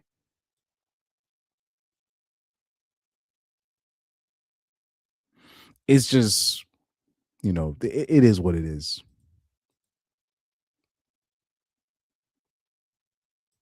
The game is the game, right? Remember remember there was a time where Kyrie Irving was getting destroyed by the media because he publicly was against the poke. Now, somebody should have been in his, what the smarter players did, right? What the smarter players did was they were like, okay, I took the shot, but really they just paid somebody off to say that they took the shot. And they got one of them VAX cards, those fake VAX cards, to say that you got the poke, but they didn't really get the poke. Like the smart ones, they were just like, oh yeah, I took the shot. And I'm gonna just leave it at that. But really they paid somebody off to get a card. I'm not gonna say whether or not I did or not. I did the same thing. I can't put that out there. But anyway. That's my answer right there. I basically gave you the answer what I did during that time. Like because there was a time in 2021, there was a lot of places in New York City where you couldn't play. Like if you were a performer in New York City, you couldn't go into certain establishments or certain rehearsal spots without a card. So I took advantage of that.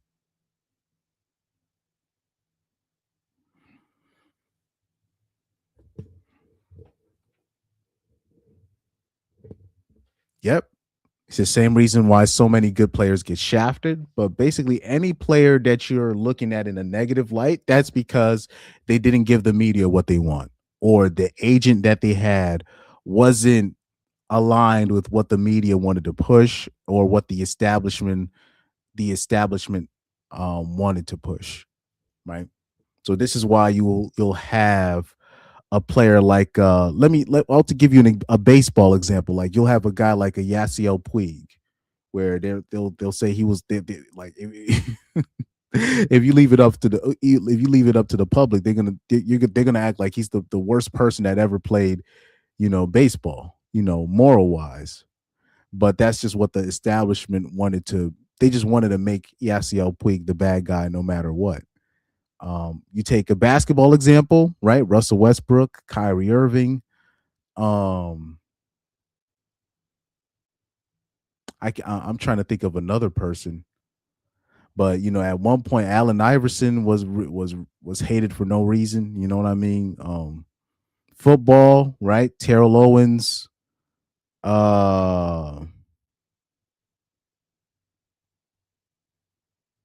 Terrell Owens. Odell Beckham Jr. at one point. Cam Newton, right? Case in point. Yeah, B. Watkins says, and that's the best case. Sometimes they suffer mysterious accidents that ruins their careers.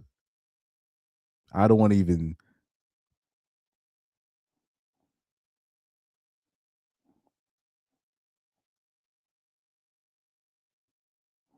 That happens a lot. I'm gonna just say that happens a lot more than people think, right? He says Pittsburgh media and the Steelers covered. It was very hard for AB. So what happened with AB? Yeah, exactly. Thank you. So South Holland, he said it perfectly. When it came to AB used to be protected by the Pittsburgh media, right? So you see how Big Ben is actually one of the biggest divas in NFL history, but you would have never known because the Pittsburgh media is very good at protecting their players. And Big Ben's history is very sketchy, to say the least, right? But he gets away with it. You even have former teammates of his, now they're coming out and saying, yeah, Big Ben was a bad teammate. You know what I mean? It's very interesting. But AB, he was always this crazy. This wasn't a situation where, AB got hit by Vontaze Burfict and then he went. No, he's always had his tendencies, but he was well protected. But when he wasn't an asset, a valuable asset to the Pittsburgh Steelers anymore, they basically started letting all of his stories go wild. So when he got traded to the Raiders, it's almost like a story was on him every week because he wasn't under that protection anymore, that covering anymore. You're going to see this with Stephon Diggs. He's not under that New England, Patriots protection anymore.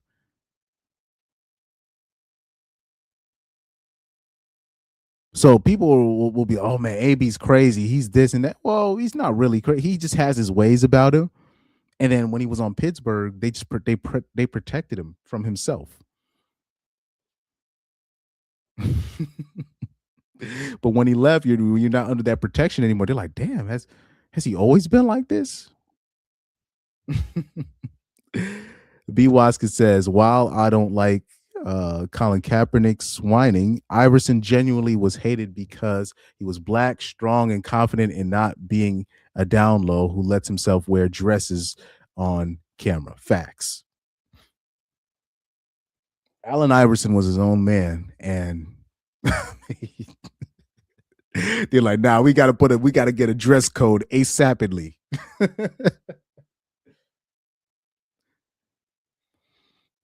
Because they will say, oh, we want men to do this and we can't have ninjas wearing this, but ninjas can wear dresses.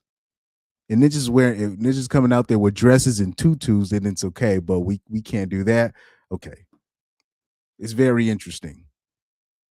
Pyro said, why are normies to sports reporters? It's all about the game, not any of the outside. The normies be making small hats control them. What Pyro's saying here is just the media is controlled by the small hats. Unfortunately, to most normies, what the sports reporters say, it's gospel, right? And they'll believe it even more if you have certain people on ESPN and FS1. They'll say, oh, yeah, Mary Kay Cabot is the best at this, or Dianna Russini she's the ultimate insider. So they'll be like, oh, that means she's really legit. Nope. Absolutely not. Exactly. So you see, this is the problem. So South Holland says these dudes be wearing nail polish now. They have nail and makeup deals. It's great. So they say they think this is okay, but we needed a dress code because niggas was wearing Timbs and baggy jeans and shit. That was this is too much. But the nail polish is okay. Niggas wearing makeup and dresses, kilts and shit. Like, that's okay. But that was bad. I'm like, let's keep it a buck though with the whole, the Timbs and the jeans and stuff. The reason why they outlawed that shit was because bitches love street ninjas. Unfortunately. Bitches love street ninjas. So because so imagine you a 6'8" ninja, 6'7" ninja with money, with actual bling bling, and you wearing street clothes attire.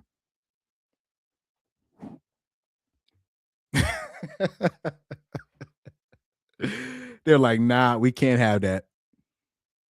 I don't even think it's about the professionalism. I refuse to believe that. It's just because bitches love street ninjas. And especially, during that time when you had G Unit.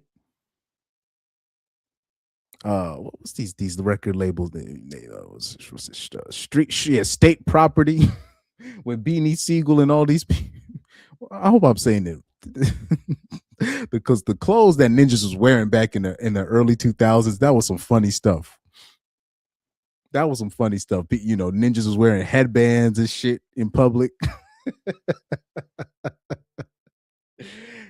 They was wearing headbands. They was wearing basketball wristbands, Nike headbands, with braids and a baggy white t-shirt and baggy blue jeans with Timbs. Oh man. Let me see if I can bring up a picture. How NBA dressed in 2000s before before dress code. Let me see if I can find. Oh man.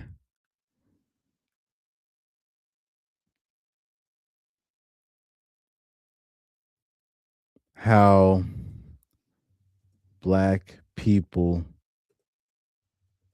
how rappers dressed in the 2000s. Let me see if I can bring up an image. The stuff that they was wearing, that was some funny stuff. With the baggy clothes, the 2000s baggy fit. See if I Oh man. Man, I remember these days, man. Let me see if I can enlarge in this. Pause.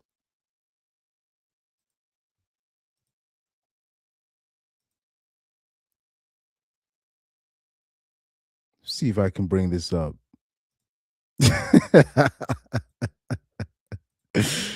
Oh man, ninjas was funny back then for wearing this kind of stuff.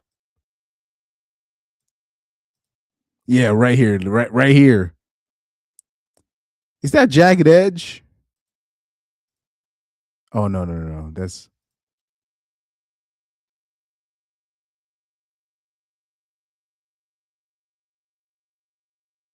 trying to bring up a better picture. Is this a better picture? I think this might be a better picture. A little bit. A little bit. A little bit. A little bit. A little bit.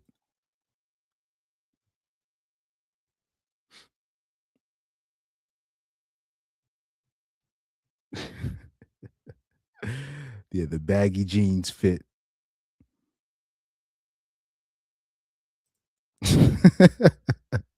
Now, mind you, I'm not for because I don't like it when ninjas sag their pants. I'm definitely not for that. I'm definitely not for ninjas sagging their pants. But I'm just talking about the style that a lot of them were wearing at back then. Like, I don't understand why that was like, nah, we can't have that. But they would rather they wear dresses. They're not stepping in and be like, nah, we can't have it where we have our men dressed like women. Nope, we can't have that. Which tells me everything I need to know. It was probably too much. They was probably mad as hell. Not necessarily their wives, but their daughters and shit. Was liking ninjas like that. They were like, nah, we can't have that. Because if you're really about pro masculinity and pro this and you want masculinity to return, but you're okay with these basketball players wearing tight fitted clothes and and and wearing nail polish and all this stuff. But anyways, it's around 236. B. Waska says, well, at least that was the case back then with Iverson. I don't know if he crashed out later on. Not sure. I don't keep tabs on him. Well, Iverson's fine now because during that time, his team or whoever was part of his team, he signed a deal where he's going to be making. He signed like a really like lucrative Reebok deal where basically he gets residuals every single year. So like he gets like $800,000 a year from Reebok every year for the next 30 to 40, for the next 30 to 40 years or something like that. I gotta look that one up. Allen Iverson Reebok deal.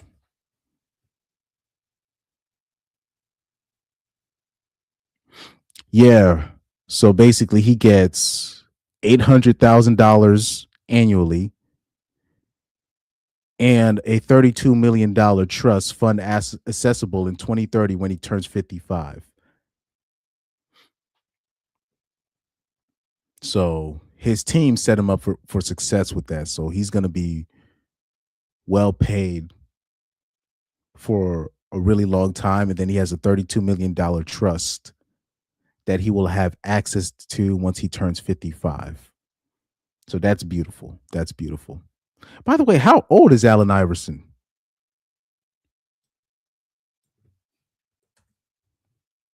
How old is he? Oh my God, he's already 50 years old. I be forgetting because Allen Iverson, I always forget that he was a number 1 overall pick, but he was drafted in the 90s. I be forgetting, man. Yeah, he was drafted in the 90s. I always forget.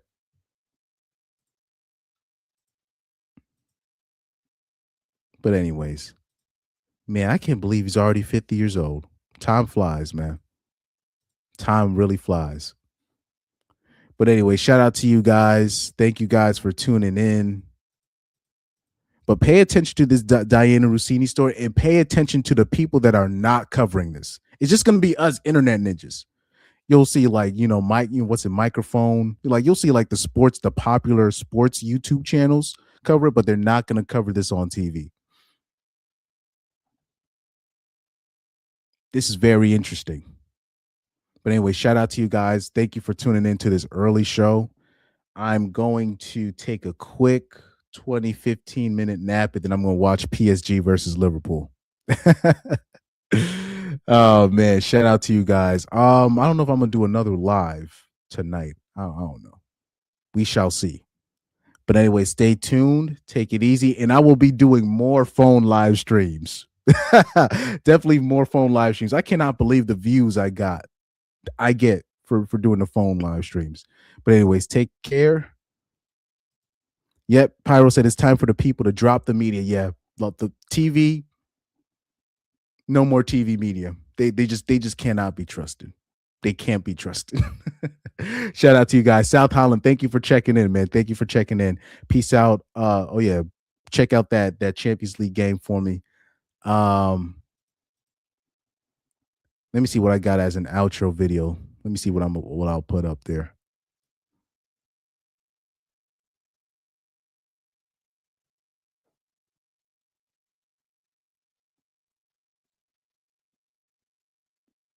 Let me see. Oh, this is the perfect one. All right, stay tuned. Thank you, my man. Thank you guys, man. Peace out.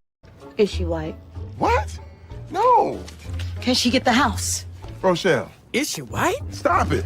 Do you have a kid with her? Is she white?